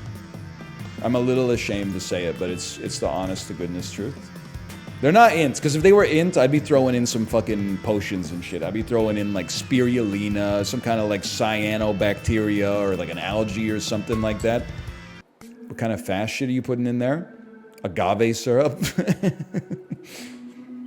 There's stam. Yeah, it's a stam potion more than anything else. It's not a strength potion. It's more important to eat a specific amount of protein, or to eat it throughout the day than a specific amount. Okay, listen, Dr. Robert Irving. I'm sorry. I'm sorry I started the anti-protein discourse, okay? You don't have to worry about me. You don't have to worry about me. I'm 5'10", 168. The body's doing what it's supposed to do. I'm not malnourished, trust me. I'll go to the all-you-can-eat gyukaku. I'll eat fucking 1,800 calories of pork now and then. You don't gotta sweat it, man. The proof is in the pudding. And I just gave a pudding sample to the life insurance company, so we'll see what the results come back as. You kind of give off like 5'7" energy. Honestly, I take that as a compliment. I'm a different kind of guy. I take that as a compliment for a couple of reasons. First off, you can't control your height unless you get like knee surgery or something. Secondly, shorter guys have to develop better personalities because they can't just rely on height maxing. As a result, honestly, I'm offended you said I give off 5'7" energy. If anything, I should give off like fucking 4'2" energy or something like that. I love to see the tall guys get mad for once. They're like, come on guys, tall guys are more chill than short guys, right? Right? Tall guys are chill, short guys get mad easily. We are chill. The air is just thinner up there, man. Sorry, what am I doing? I gotta break the hero font here. I don't even remember what this guy does. What is it you do, man? A lot of short guys are salty about being short. Yeah, but like, I get it, because it's like, I mean, it's not the energy you want someone to have. But like, it's not their fault they're short, unless they were one of those people that was like drinking venti Pike Place in like the 9th grade or something like that. It's not really their fault. I can understand why some people, you know, have a complex with it. Doesn't bother me because I'm 5'10", which is like slightly above average height, so it's not even like a big deal. I drank coffee starting in the 4th grade. First, that's like child abuse. 1 second here. I drank coffee from the 4th grade and I grew to be 6 feet tall. It makes me wonder what my true power would have been. We got the could have been Wemby in chat right now. But I will say, like, that's how I feel. My daughter is, like, really tall for her age, which I'm expecting to change, like, as time goes on, because neither Kate or myself are really tall. But there's a part of me that's like, maybe I have tall genes, but my parents just allowed me to get away with being a picky eater. So I didn't get, instead of eating, like, milk and like fruits and vegetables and lean meats and stuff like that, my ass was just like eating Nature Valley granola bars and wheat thins, man. I'm not blaming it on my parents. I'm blaming it on myself because I'm sure my parents would be like, you're the one who said, like, I don't want to eat that. So as a parent myself, like, I understand.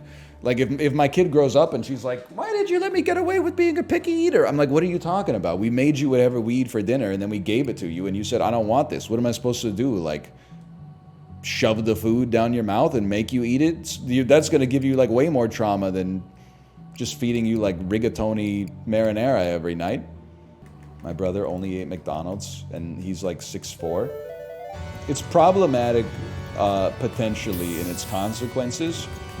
The older I get, the more I'm kind of coming to terms with the fact that, like, I'm not going to say your entire life is determined by your genetics, but like, there's probably like an r/like height maxing, and people are like, here's the stack that I take. I'm 14 years old, my growth plates aren't like fully fused yet. If you inject yourself in the balls with human growth hormone, you could easily get an extra ½ inch by the time you become an adult. And then there's like r/tall, and r/tall is like, yeah, I don't really know. I just kind of eat Costco muffins for breakfast every day, and I'm 6'7". Like, so I feel when people are like, NL, have you been mewing? I haven't been mewing. I just chewed a lot of gum when I was a kid, and like, I've got a fucking mandible on me. I guess that's kind of like digital mewing or analog mewing. I believe r/tall is real. Of course.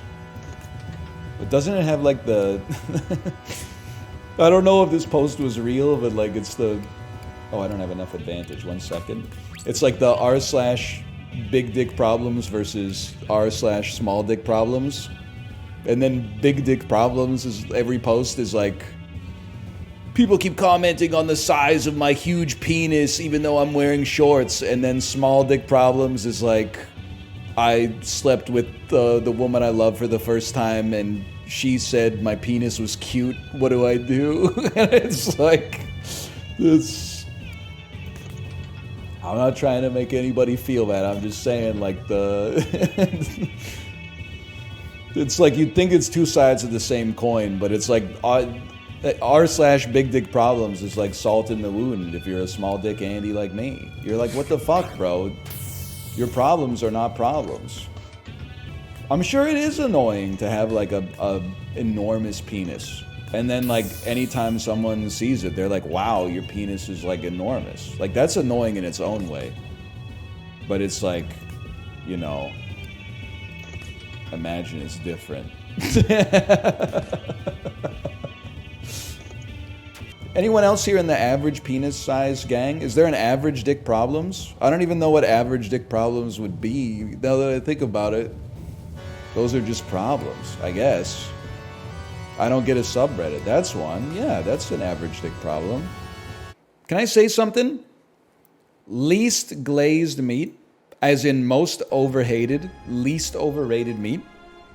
Not necessarily underrated, but least overrated meat and most overhated, grilled chicken. Saw a tweet while I was peeing. The original tweet that got quote tweeted by a cyberbully was like, had never had homemade pasta before, so you know I had to make the fettuccine. Showed a pasta machine making fettuccine, served next to grilled chicken. The quote tweet, 70,000 likes. Making fresh pasta just to serve it with grilled chicken is insulting, or something like that, or is crazy.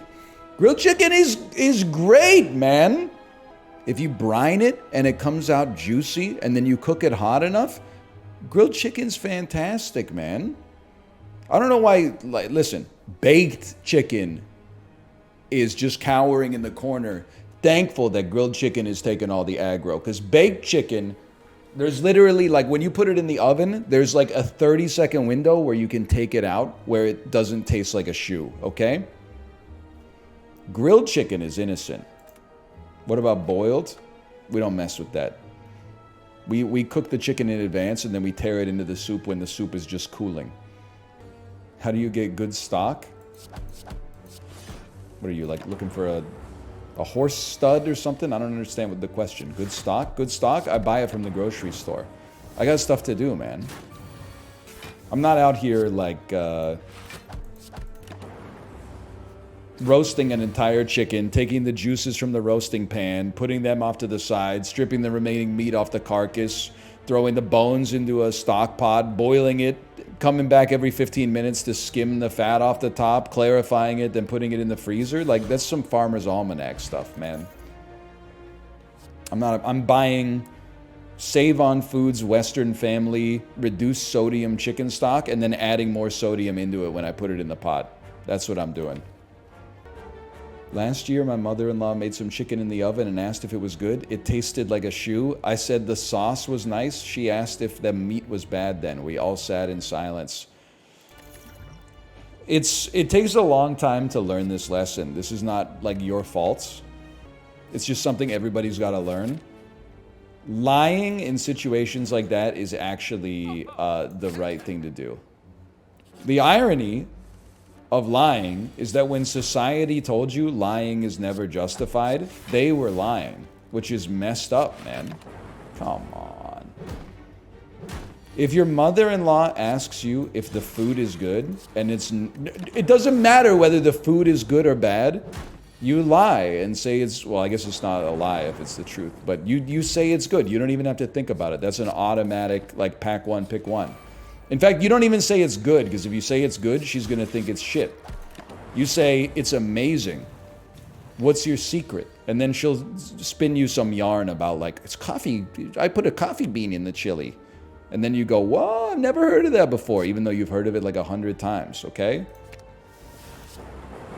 And it didn't help. That's the secret. Sending this clip to your mother-in-law. Nice try. She doesn't really speak English. So I'm in the clear. I will say you could get yourself into trouble, though, because one of the first times I ate my mother-in-law's cooking, she made a Korean dish called Japchae, which is perfectly fine. You know, it's like cellophane noodles and sauteed beef and, you know, julienne vegetables and stuff like that.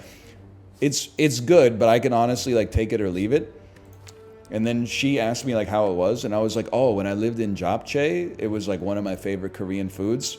Next 5 or 6 years, every time I went to her house, she made Japchae. And I had to eat it and be like, yeah, so good. Then I had to tell my wife one time. She was like, oh, she's going to make the Japchae you like so much. And I was like, I can tell you, but just so you know, I don't really fuck with Japchae that much. Just found out you use eggs and breadcrumbs when you make burgers. Very disappointed in you. No, I fucking don't. Circa 2024. Just kill me. Let's start another one. Kill me. I fucking go to the store and I buy a box of 8 frozen hamburger patties and then I just throw them on the grill, man. Because, like, I got stuff to do. I don't know. I mean, much like the Japchae, I don't fuck with the hamburgers all that often, to be honest with you. I'm very, I wouldn't say not hamburger pilled. Like, they taste good, but like it's not a staple meal in the rotation for a guy like me. And it has nothing to do with the macros. It's just not my favorite way to consume bread or beef, to be honest. Takes 10 seconds to turn ground beef into ground beef patties. Oh, you're using ground beef though? You're not grinding your own beef? Yeah, because I find that I go to the butcher and I get like some sirloin tip, like something that's not super expensive. And I'm like make a blend that's like 80% sirloin tip, and then I'll throw a little like tallow in there because you definitely want that like richness. And then I'll throw like maybe something like a New York strip in there at 10%, and then you really want the umami of like a ribeye, and then you put that in there, and you're gonna grind your own cumin seeds. You're gonna grind your own because you don't want to buy that store-bought stuff. You know they burn the seeds when they roast them. They burn the seeds when they roast them. Fuck you, dude. You should be on the same side as me. Convenience maxing. You turning ground beef into ground beef patties is one step away from literally just buying the frozen patties from the grocery store. You're my ally. And you're out here thinking you're J. Kenji Lopez alt because you unwrap the beef and then make it into a fucking ball and then smash it down? Come on. Look at how easily they divided us. You should just buy the frozen burgers then? I don't eat the burgers, man. I don't know what the... You know how many times I've defended Americans broadly? That Europeans always say like American cuisine is just hamburgers. And I go, no, man, no! You're forgetting about the amazing food you can get in New York. You're forgetting about the amazing Creole food you can get in Louisiana, the Tex-Mex stuff, the 12 different kinds of barbecue, the beautiful seafood in the Pacific Northwest, all of the bounty of cuisine that California has provided to the world. Then meanwhile, I'm like, I don't fuck with hamburgers that much. And you're all like, well, it's because I take personal offense to that. I was on your side, man. And this is how you repay me? Ridiculous. You know what? I'm entering the war on America on the side of Europe. But I will say Europe, a couple of things. Diet Coke should be more readily available. I've been to Sweden, I've been to Iceland. So I don't know if the rest of Europe, like maybe they got it all figured out. This is a disastrous turn for a guy like me. The Diet Coke should be more readily available. And if you go to your friend's house for dinner, you should expect that the friend's mom or dad will feed you. Sorry, the sexism escaped. That's a Northern European thing. Don't do this again. Apparently, I've never been on live television before, okay? Requesting a milkshake when your friend's mom asks what you want to drink. Now we're talking. When your friend's mom asks what you want for dinner, telling her, maybe like something in the vein of Panda Express, but like double egg roll, double fried rice. It's the worst possible concentration game I've ever seen in Slay the Spire. I'm trying to think. I've never had like a weird experience at my friend's house for dinner, but I will say I went to my friend's house for I ate dinner at his house many times. But my parents, okay, I mean, like, it's kind of judgmental, okay? My parents cooked like what I would describe as more like grown-up food for dinner most of the time. Like they would get like whole meals, you know. You get like a chicken breast and like some rice and some veggies on the side, right? Or like you get some roast beef and some potatoes and some veggies on the side or something like that. I remember I went to my friend's house for dinner once, and I was like nervous. I was like, I wonder what dinner's gonna be. Lady busted out a box of like frozen chicken tenders from the freezer and put them in the toaster oven, and we all had chicken tenders dipped in ketchup with like McCain frozen French fries. It was like the exact opposite of how you'd expect the dynamic to go. Like the kid was like, I only eat tendies and they've got roast beef. I was like, my ass is only eating like yellow chicken curry and we got chicken tenders. It was kind of sick though. She didn't even cut the fries. No, motherfucker, she was busy. They lived on a farm, man. This wasn't the 18th century. This shit was like 2001. Is that the farm kid you were beating on and his mom had to tell you to chill? I think that's a few different stories wrapped up. So like, it is the same kid, but I was not beating his ass. We did get into a fight once at his house. And his mom, I don't even remember what we were fighting over because we were just like 12, right? But his mom had to come in and be like, why are you fighting? And we were kind of like, I don't know. And then she was like, well, knock it off. And then we did. But one time I used to play him in Crazy Bones. And I would beat his ass in Crazy Bones, and then his mom had to be like, stop playing my son in Crazy Bones. Like, he keeps getting upset after you leave. So you keep taking his best Crazy Bones. I still remember, I'm not going to say the kid's name. I'm going in on this, man. I don't care. I rarely get this opportunity. Crazy Bones were popping off when I was in like the 6th grade, right? We used to play at a recess time, and we played for keeps, okay? This was like... It was it's a 0! Of course. It's a different time.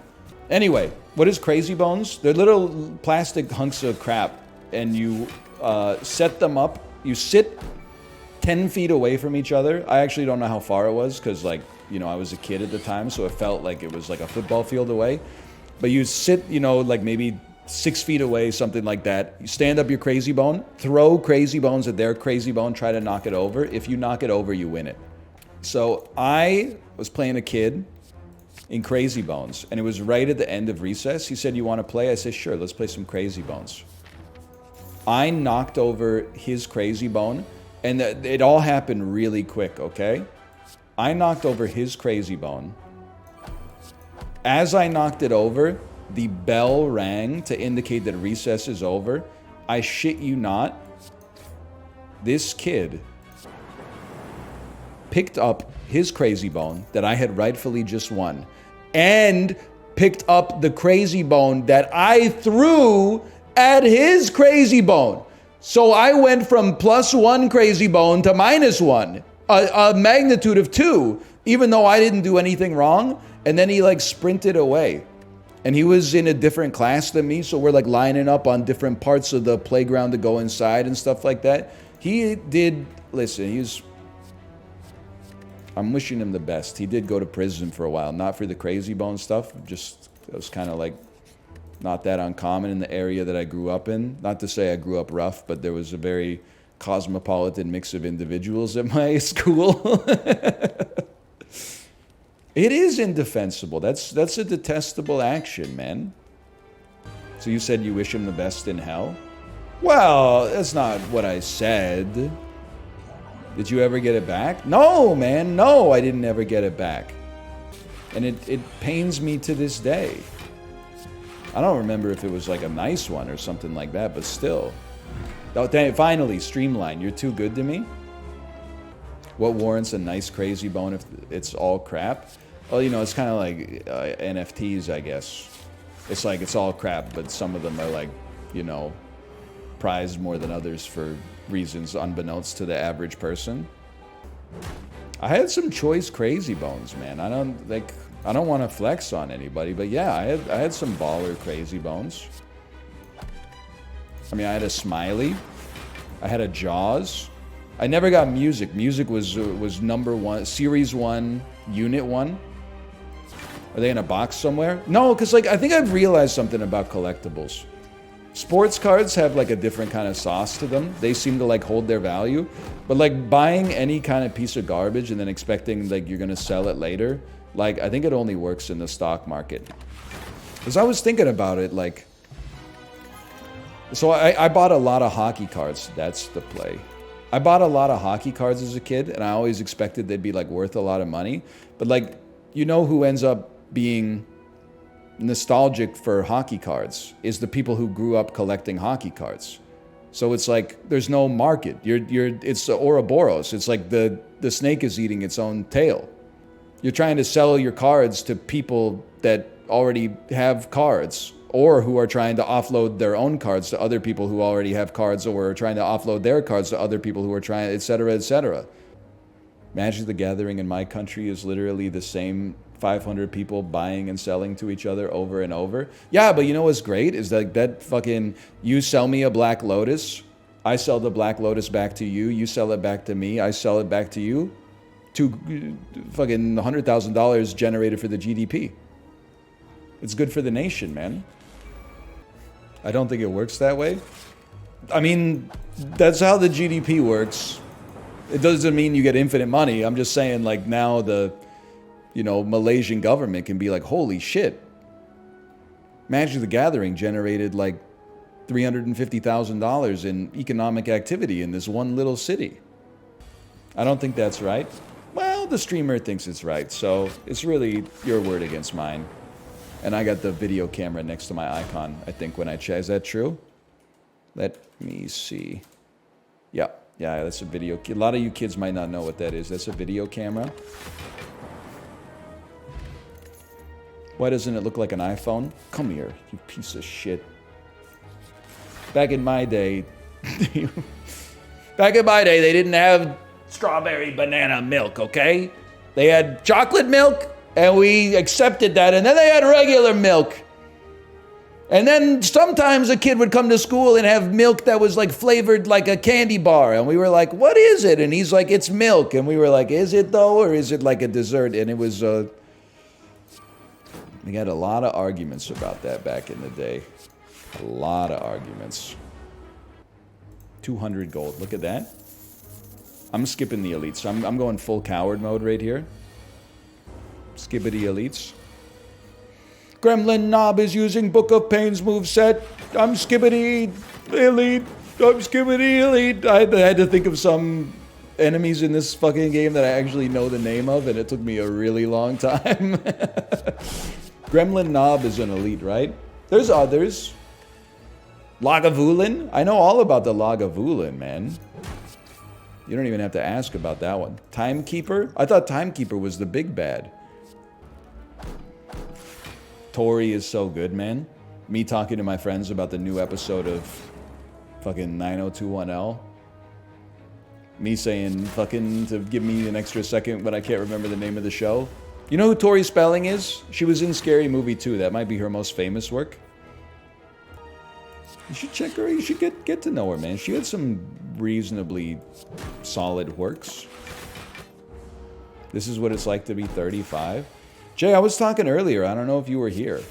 I was positing that 35 is actually a weird age. I mean, you can really apply this to every age, which chat roasted me for. But 25-year-olds are like, you're old. And then 45-year-olds are like, you're young. It's very lonely here at 35. Like, I think as you get older, it's very easy to make friends when you're 5. Because you literally are going to a school with like 20 to 100 people that are your age. So you get in this mindset where you're like, oh, I'm 5. I would never be friends with a 4-year-old. They're so immature. I would never be friends with a 6-year-old. They get into some crazy stuff I'm not ready for yet. 5 is like the right age for me. And then I think when you're like old, it doesn't matter, right? Because you're like, I'm 80. What am I going to do? Be like, I'm not hanging out with her. She's 72. Like, you're all fucking old. You've been there, done that, right? Oh, he's 90. You're 80. Like, it's the same age. But like at 35, it's way more situation dependent. Like I think it's hard for me to be friends with a 25-year-old because they're always talking about shit that like I solved, you know? They're always like, oh, I'm hungry. And then you're like, go get some food, and they're like, ah, oh, so expensive. And you're like, well, what about some stuff you got in your house? And they're like, I don't really feel like eating that. And I'm like, well, what? Maybe you should sort this shit out on your own then, because clearly you don't. This shit is fucking ridiculous, okay? No disrespect. The people in the 45-year-old demographic are like, oh, like I've got a pinched nerve in my hip. I can't walk right. And I'm like, well, I'm not fucking there yet. Soon, sure. But like, for right now, I'm chilling. So I don't know, man. It's weird to be 35. But you do have kind of friends by default if you, like, I don't know, have a social life, enjoying clubs or something. Well, I don't, so I just had a kid instead. Anyway. I actually have a pinched nerve in my hip right now. Shit sucks.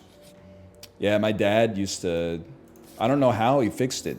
He had a pinched nerve for like 10 years. I don't want to give you unnecessary hope, but I think literally the shit just went away.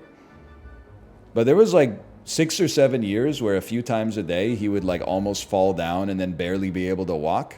And he was in like consultation to get surgery or something. And then like one day it just like stopped bothering him. And he's still alive. There's no like, you know, I'm not distracting you and then I'm going to hit you with like a knockout punch. Like he just, I don't know, he just tanked it. What about the tennis club? Don't get me started, man. They're all full. Don't even bother joining the wait list. I found one that isn't full. Emailed to inquire about membership. Bro said, yeah, it's no problem. You just need a reference from 3 current members. How am I supposed to get that if I'm not allowed to go to the club to meet the people to begin with, to wine and dine and schmooze them and make myself appear affable to them? How am I gotta fucking stock the cars when they come out of the club and then like do like an accidental psychotic like bump into them at the grocery store? It's crazy, man. I don't know what the hell I'm supposed to do. I don't know how you get in, man. I don't know how you get in. I mean, I'm not familiar with like the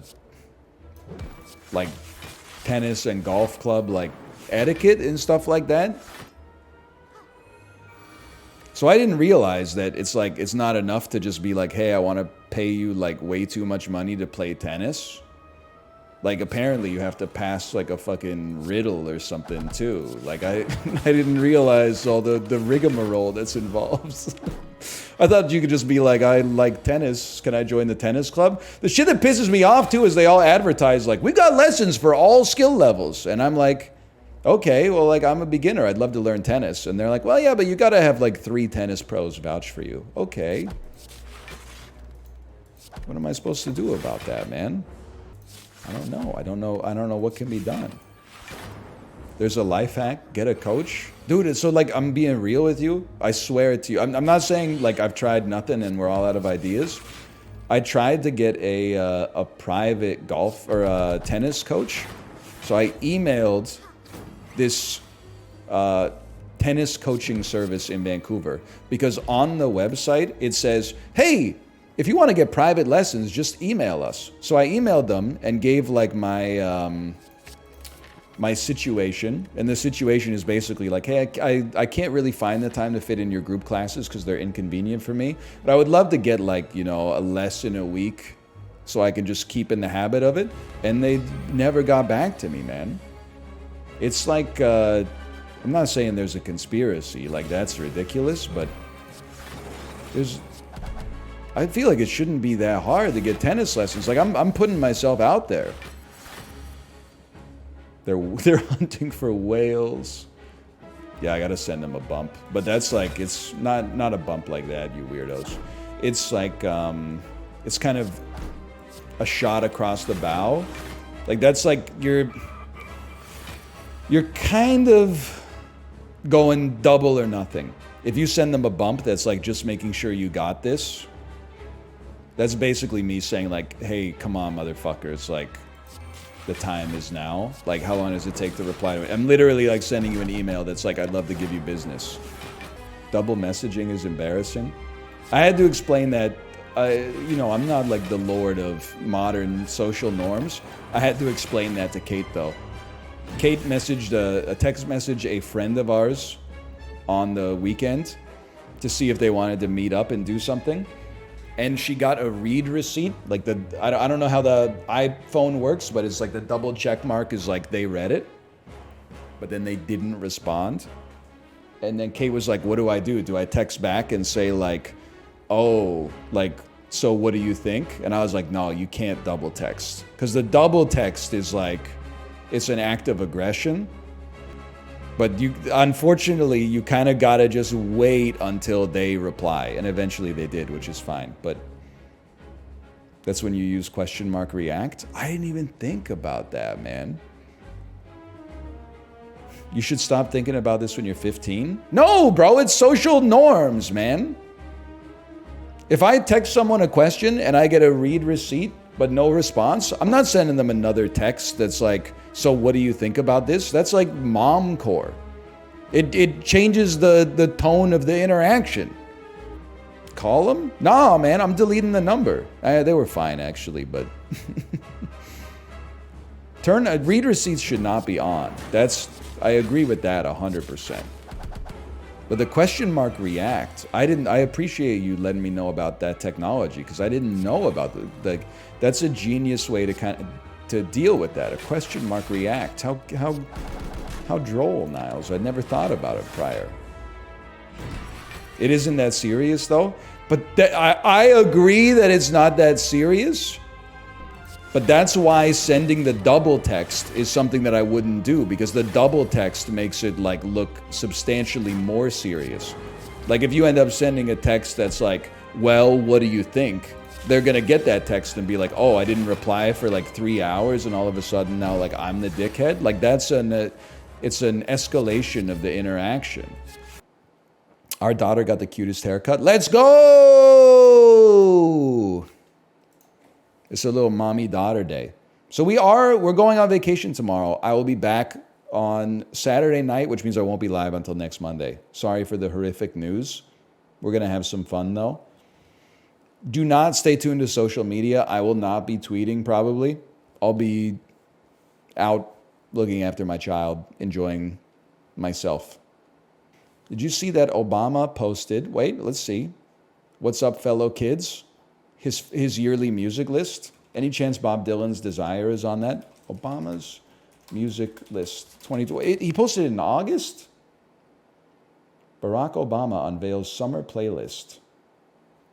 Take 2020. Wait, 2020 he had Bob Dylan. Goodbye Jimmy Reed. Whatever, you piece. Wikipedia hasn't updated it with the 2024 version yet. That is bullshit. I just can't picture fucking Obama's at home listening to Boy Genius. Jackson Brown, Doctor My Eyes. Yeah, I could see that 100%. I don't see Barack Obama at home listening to Ice Spice and Nicki Minaj, Princess Diana. I just don't see it, man. I think he's having somebody make the list for him. Maybe he's like inserting a couple, but like Obama summer playlist. People magazine here. Let's see what you got. Can I see it? Can I see it? No. Can I see it? It's his last tweet. I don't follow him on Twitter, dude. What's his name on Twitter? Barack Obama. Oh, Obama was taken? Okay, here we go. Summer playlist. Of course. Sir, we'd really like you to... It's a brat summer. We'd really like you to put some Charlie XCX. Or as we call her, Charlie 105010. We'd like to... It would play well with the bass right now. Now listen, do I believe some of these? Yeah. I absolutely believe that Obama on the weekends is out there bumping I Can't Get No Satisfaction by the Rolling Stones. I could believe that 100%. I could believe that he's rocking No Diggity by Blackstreet featuring Dr. Dre and Queen Pen. You know, he's from like the generation that's right for it, for sure. Do I really think he's bumping Chihiro by Billie Eilish? No, I don't, man. I don't. I'm sorry. Do I believe that he's bumping one of these things first by Nick Drake? Okay, listen, I didn't know he was a real one like that. See, that's I think that's on 5 Leaves Left, isn't it? That's on the Garden State soundtrack. One of these things first, Nick Drake. That's not a Pink Moon pull. That's on Brighter Later. Okay, you know what? That's a deep pull, man. Could have easily said Riverman. Could have easily said Pink Moon.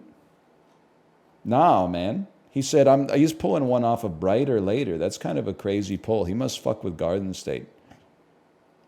The most believable one, Come Away With Me by Norah Jones. I don't know if there's like a 55-year-old man on the planet who doesn't fuck with Norah Jones. I personally think it's dentist music, but, you know, whatever. Norah Jones, Diana Krall, all that stuff. Refused. I don't mess with any of that momcore stuff. Gigi Allen, fucking The Cores. Alison Krauss featuring Robert Plant. I don't fuck with any of that stuff. The Human League. Gil Scott Heron! The Slits, The Soft Cell, The Modern Lovers. Sorry, okay. Dude, it would be sick if Kendrick Kendrick didn't do his due diligence and he thought that he got dissed by Nick Drake.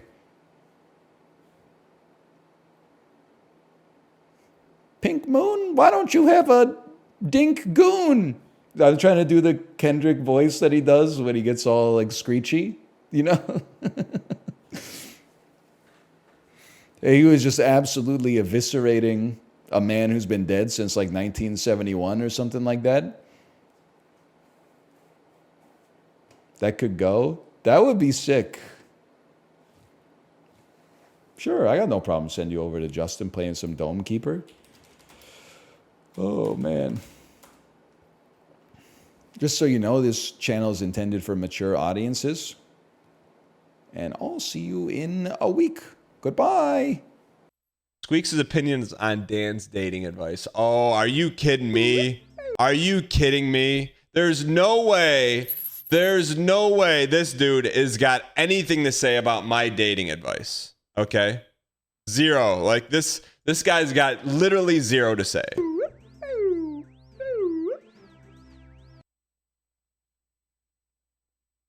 Don't let him fool you. He can have live split up here. He can have his N64. That's smug face, man. We used to get unsure awkward Squeaks. What is he wearing? But he's trying so hard. I give him credit. He's wearing an anime shirt. Okay. What do you think of Dan's advice that you shouldn't text or call a woman until at least 24 hours after a date?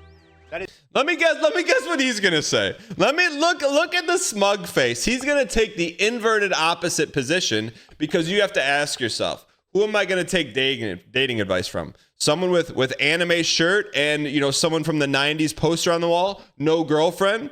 He's gonna say, oh, don't play any games. It's such stupid fucking advice. I think that's the worst advice you can possibly give. Said someone who's never had a first date or a second date. Shouldn't be a hard or fast rule. I think you, after the date, you go home and send a text.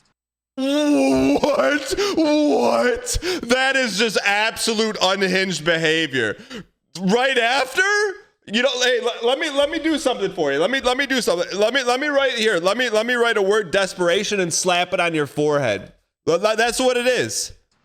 And say, hey, that was so fun. And then if it went well, you could say, let's do it again. Or something. Wow. That's terrible advice. He just gave terrible advice. If you have a rule like that, you're basically like playing a game. Buddy, what do you think it is, man? What do you think dating is? You don't just go there. It's like the poker game of life. You don't go to the dating poker game of life table and say, here's all my cards, 3 aces, 2 jacks, and Squeaks goes, well, I don't even have any cards. That's not how it works, man. There's a little, it's cat and mouse. It's back and forth. It's, you know, it just, you know, but I guess, you know, if your idea of dating is an anime waifu pillow, I would take his advice. I hate like rules and games and shit. His whole life's a game. Make your intention like super duper obvious, and that's it. Make your intention super duper obvious. That is the point of asking someone out. That's the obvious part. Now, the second part, I can't even. Like, chat, you know what? Believe whoever you want to. You can. I'll tell you this. Squeaks may have changed, but one thing has not changed. Guess what? How many times have you ever seen a girlfriend, anyone ever walk in and say, hey, Squeaksy, you know, we're supposed to go on a date, this or that, da. Nothing. So it's like taking dental advice from your grandma who wears dentures. That's what listening to Squeak's dating advice is. So I don't even want to address this. Chat, like, look, you can take whatever advice you want, but I'll tell you this: try it his way. Try it his way. If you're a girl in chat and you go on a date with a guy, and then you walk in your front door and there's a text from him immediately, what are you thinking? Desperation, party of one, desperation party of one. Okay, but do it. Go ahead, do it. Do it. I want you to go on a date with someone you really been waiting to go out with your whole life and do that. Do it.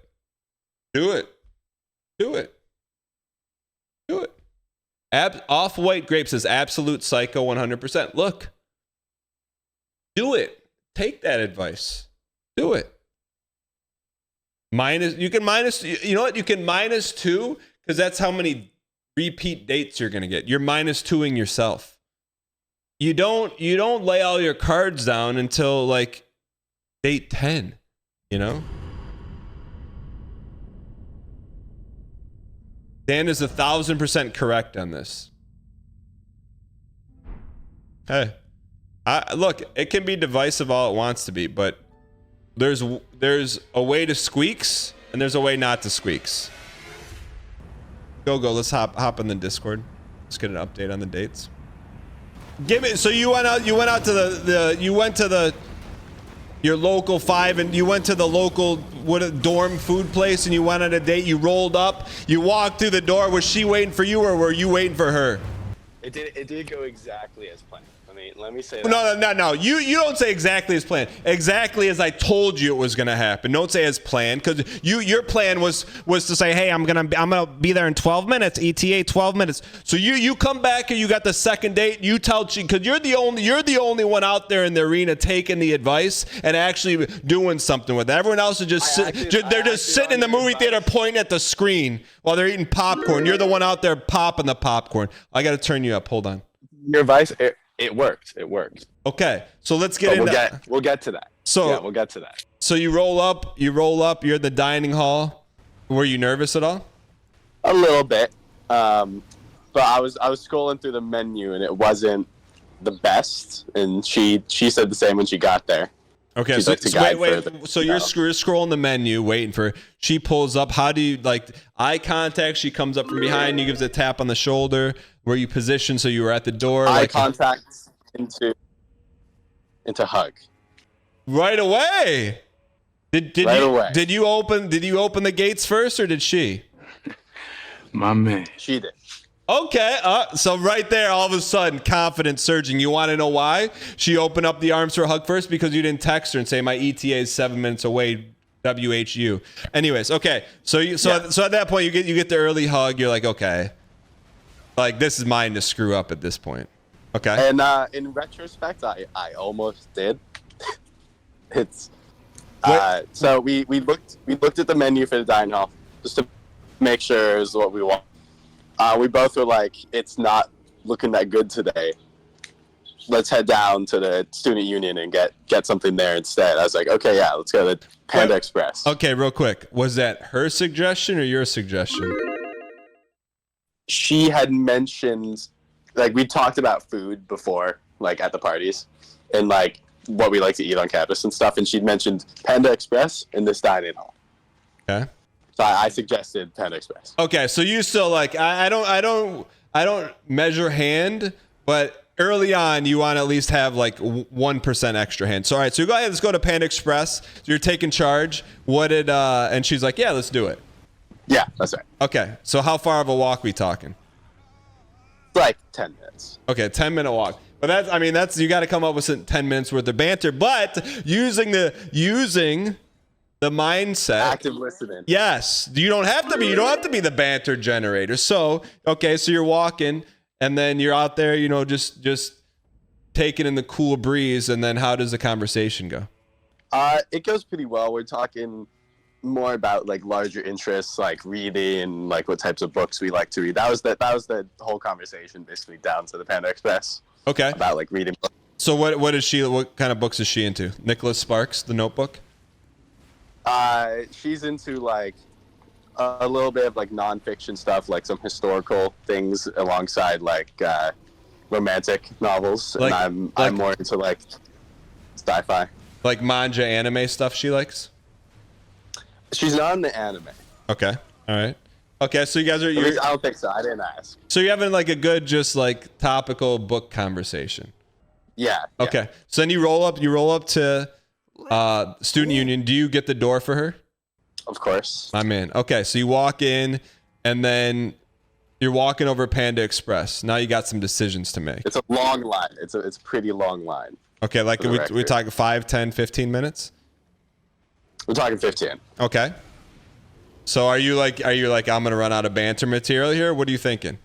Because you're definitely a little nervous. Because no one likes to stand in line. I was worried about it, but the conversation ended up just flowing pretty well. Yeah, but also, but you don't want to be associated like that. You're the guy that like no one wants to stand in line, and you're slowly becoming associated. Hey, this is the guy who didn't reserve us a table at Panda Express. But anyways, okay. So you're in line, but now there's other people around, so you can't really talk too much personal. What are you guys talking about in line? A little bit more on the books for like the first half of the line. And then that transitions into like what kind of games we like to play and stuff like that. Okay, now I would not judge your first date. What kind of games does she like to play? She's into like CS:GO, which is great to me. Giga Chad. I know.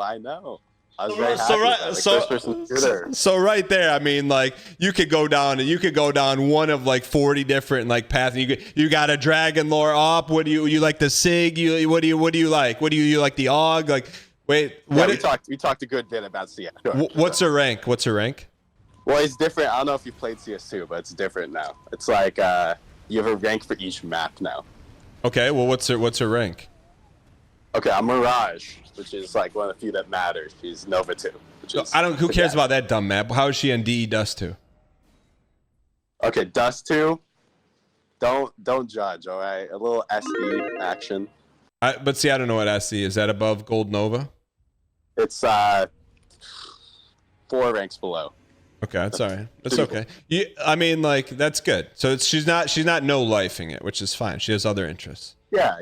Okay, so she says CS:GO, and I mean, all your eyes like pop out of your head. You make legit Pog face, Pog champ, before they took it away. Mentally. Okay. So then, what do you tell her you like to play? Well, we talked about that until we got to the point of order, and we talked about CS. At that point. All right, and at that point, what did she go orange chicken? Did she go chicken teriyaki with the noodles? She went chicken. Orange chicken? Yeah. Okay, and what did you do?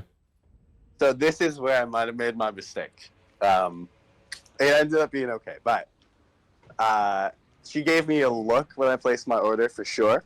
Oh no! Wait, you're not the type of guy that like was raised just eating like hot dogs your whole life, were you? And like you just ordered like rice? It's not that bad, but it's still pretty bad. I got double egg roll, double fried rice. I mean, buddy, I mean, how bad is that? I mean, you're like, that says high maintenance potential. If she were ever to go to your house, she's gonna look in your basement or your closet, see if, what kind of superhero pajamas you wear at night. I mean, like that's like, if this date was a bar stool, you chopped one of the legs out. It can still balance, but you're gonna need some help. Okay, so you do that, and she looks at you, and it's going one of two ways. She either thinks you're crazy or she's gonna laugh. What did she do? No laugh or words, and we just go back to talking about CS. It's just like a momentary pause. Was it ever addressed somewhere like during the lunch? Like you never like said, hey, like I know this is like a little bit of a unique order. I was a little embarrassed, but after she gave me the look, I was like, wait, I should not have placed an order like that. Well, can I ask you something? Like, no judgment. Are you like a vegetarian or something? No, I would say my palate was very like small in scope before college, and since college has begun, it's expanded a little bit. Your palate, buddy. This is Panda Express. This isn't your Jiro Dreams of Sushi and Netflix. I mean, this is like you can get anything there and it's fine. It's basically just American food. That's all it is. And you're getting egg rolls and rice. We all I can't really defend myself any more than that. No, you can't. But let me see. Somewhere, like, so you chopped a leg out during this date. Somewhere you had to reach above and beyond and make like a Giga Chad move to recover for that. So that's what I'm like waiting for. So she gets like a very solid 8.5 out of 10 order. Anyone that's going to Panda Express, like, yeah, like that's my kind of Panda Express person. So you guys sit down, and then what happens? We keep talking. We talk at CS for like 5-10 more minutes, and then we move off of games and into like music tastes. Okay. And do I dare ask for someone who orders nothing but rice at Panda Express what your musical tastes are, or should my musical tastes? That one is very normal. I listen to like everything, man. Okay. And what's her? Yeah. Is she a Taylor Swift? Is she a Swiftie? Oh man, you called it on the dot. Well, I mean, if you order an orange chicken, you're a Taylor Swift fan. It just is what it is. Here's why I had a bit of an issue, but I'm willing to overlook this. This is where she cut off like half a leg for me. No, but here's the thing, buddy. You already chopped one, so she gained the extra leg. But did she have friendship bracelets on? No, but she told me that she like got like some front row seats or something along those lines at like one of the concerts, which are like just so expensive. Okay, so she's like her family's like oil barons or something, right? We didn't really talk about that, but it has to be implied. Not poor for sure. Okay. What's your concern as someone who's been on like 3 dates in your life? What's your concern about dating someone who's a Taylor Swift fan? I mean, some may say you're lucky to be on a date at all. Well, maybe that's why I'm like so willing to overlook it. I'm just not a big fan myself, Okay, fair enough. Not to get too spicy for those in okay, in but right now, so you change locales. For the most part, you've only had one really misstep, but things are going well. There's no awkward silence, no awkward pauses. Everything's going well. Yeah. Okay, good. Okay, so as things like any other notable things happen before we wrap the date up? Because we're all waiting for the. I mean, it's all about how the chapter ends. If it's the end of the book or if there's another chapter. So date ends. Okay. We get to the end of the meal, and then at this point, we're much further from the dorm than if we went to a dining hall. So I think I made the judgment call. Wait. Just for context, I said don't ask to walk her back to her dorm. It just puts her in a really weird position. Not to mention it's the middle of the day. It's fine. So, but it's to the awkward part of the date. You're standing up. You push the chairs in at Panda Express, and you say what? I said I had a great time at this lunch. Would you like a walk back to your dorm? I'm sorry. I told that was the one thing. Don't do that. Would you like a walk back to your dorm? Is she a chihuahua? No, it worked. Well, what did she say? She said, "Yes, I would. Let's get moving." Basically. Well, what was your purpose for this date? Was it? It's just a first date with a hope for a second. Okay, nothing else. Because that move is saying you're not looking for a second date. I see what you're saying. Okay, so you walk her back to her dorm, and there's a kiss goodbye, and that's it. Okay, but like you're walking back to her dorm. Also, can we get my man in chat? Congrats. So you walk her to her dorm, like lobby or to the door where the number's on? To the elevator. Okay. And then she has to say something like, this is it, buddy. Like, hey, she lays down the law. Like, hey, like this is where the stop ends. What did she say to you? It's where I was planning on stopping, but she made it easy. How did she make it easy? She turns around, she said, thank you so much, and then leaned in.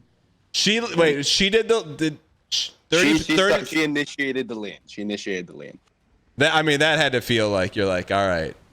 You're like Panda Express or no Panda Express, weird order. You're like, okay. So I was like, okay, well, and we're talking, this is like at 4:00 in the middle of the day. I mean, you're not leaning in the middle of the day in like a public place and in front of an elevator unless you actually like the person. True?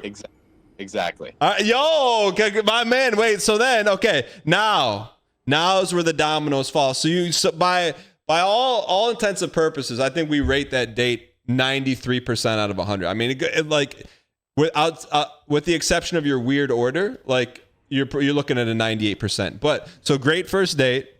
Now it's not always about the first date; it's about what happens next. So you go home, get back. I followed your advice on the texting. Which was what? Wait 2 days. Okay, so you did Snapchat, you didn't Instagram. Do you follow her on Instagram? Yeah. Okay, no message, nothing on Instagram. I did forget to mention. I did get the number. I got the number at the end of the day. Oh, whoa, that's how did you ask for it? My man. It was after I said I had a great time. Can I walk you back on the walk back? Okay. Like, hey, also, can I get your number? Okay, all right. Simple as that. Okay, so you follow on Instagram, but you're back, you're feeling good. I mean, there's a temptation to pick up the phone and like text or click on her stories. Did you do any of that? No. Okay, wait. So you held off. There was no like. I held off. There's no communication. Not Snapchat. You didn't check her Snapchat messages or Snapchat story. Nothing. Okay, I might have checked stories accidentally.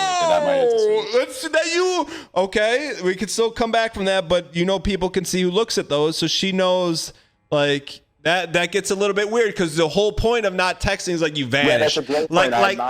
like Kaiser Soze, you just vanish into thin air. She's like, why'd it go? But now she knows that you were looking at your phone, like thinking about it. But anyways, okay, so you texted her this morning. What did you text her this morning? I texted her, hey, I wanted to reiterate that I had a great time on our day on Saturday. Would you like to go on another one this week? And she said? She said yes, and so I suggested Six Flags. Any emojis? Just yes, the word yes. Okay, no like heart, like holding down the button heart, nothing like that? No. Okay, that's okay. She said yes. Exclamation point, period? No punctuation. Lowercase or uppercase? Why? Uppercase. Uppercase. Okay. So, and then you say you want to go where? Six Flags Magic Mountain. Okay. And I mean that's much different than Panda Express. Yeah. Okay. Yeah. But it's like taking the next step. And what did she say? She's down for it, and it is planned for Friday night. My man, how do you feel? I feel great. I'm happy that the texting advice worked, despite all the dissonance. Because what was your gut reaction was to do what? My gut reaction was to text right after. Yeah. And I'm telling you, she may have hit you with a maybe if you texted her. I think that's true. But you gotta like, so now here's where you are. Clearly she likes you. You like her. And like now it's like, do you ever brew a pot of coffee? Yes. So you know how like it's called drip coffee, like the coffee like drips like one drip at a time. It doesn't come out like a fire hose.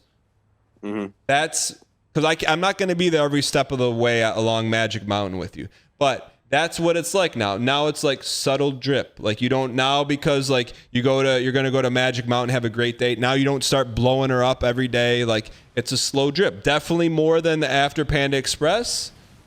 but not like, you know, you guys are schmoopy. You know what I'm saying? It's like drip coffee. Usually that makes sense. I get what you're saying. And when in doubt, like less is more, right? So if she doesn't respond, don't say, hey, like da da da da da da, like keep hammering. Don't like just drip coffee. So I'm driving us there on Friday. It's like a 2-hour drive. Oh, what? I know that's part of the issue, but it's already planned. So it's like, whoa, okay. I mean, this is it, man. Like you just shoved all your chips on the table. You will know. So I'm all like, I will know if this is gonna work out after this date, is what you're saying. I mean, you'll know when you hit on the freeway and you pass the third exit. You know, like you'll know. Yeah. But hey, that wouldn't have been. I might have moved to like a dinner date before you know, essentially you're spending the entire day with her. But hey, you know, you do you. So okay, but we can reel this thing in. So I'm thinking. Here's the one objective you have to get done, okay? Okay. In the car, be like, hey, I'm not, you know, I don't know a ton about Taylor Swift. Then give her the aux cord, and then you got to be open, man. You that is genius. That is genius. As much as I will hate it, it is genius. Just be like, hey, like, what are some, like, I know a couple things about Taylor Swift, but you know, just the memes or whatever. Like, hit me with some of your favorite songs. Do I do flowers? Not for a theme park. Okay. But you definitely need to buy her like a stuffed animal or something that she likes there, for sure. Like you definitely want to leave there, buy her something at the park so that when she gets back to her dorm, she has something to place in visible view. And every time she sees it, she's going to think, yo, he gave me the aux cord. And then you're good. Mm-hmm. That's also a great. But you don't want to because you have to think about this. Blue flowers on the way to a theme park or blue roses, you're cooked.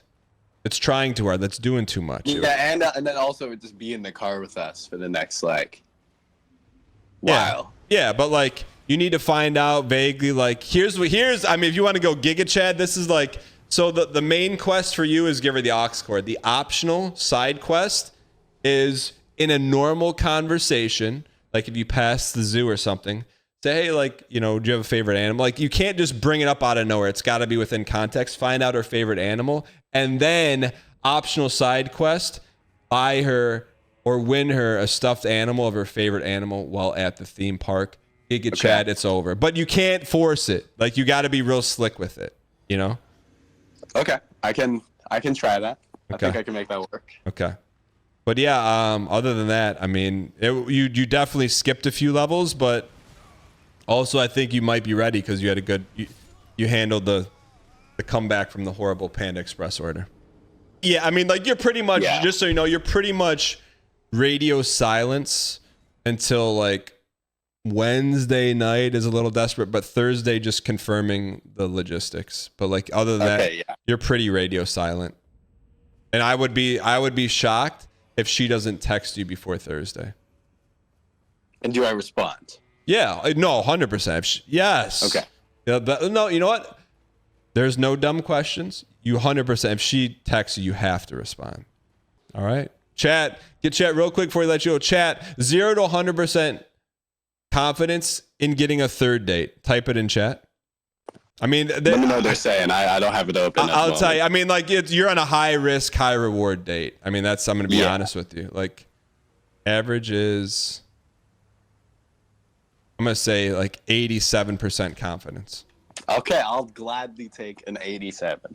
All right, go. Good luck. Good luck, man. I look forward to next Monday. Thank you. But listen. Well, the only thing we ask is if it doesn't go well, it's not over.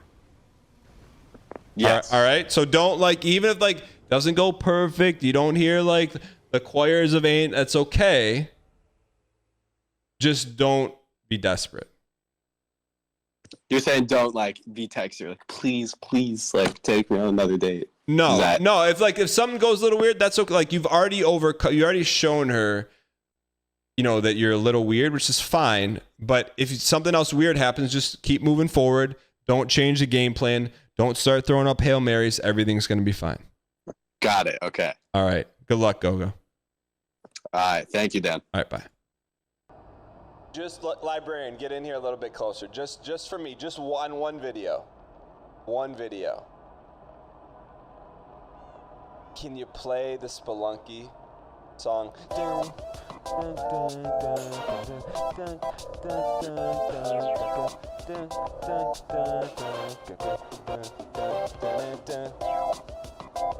Just as like a little bit of throwback.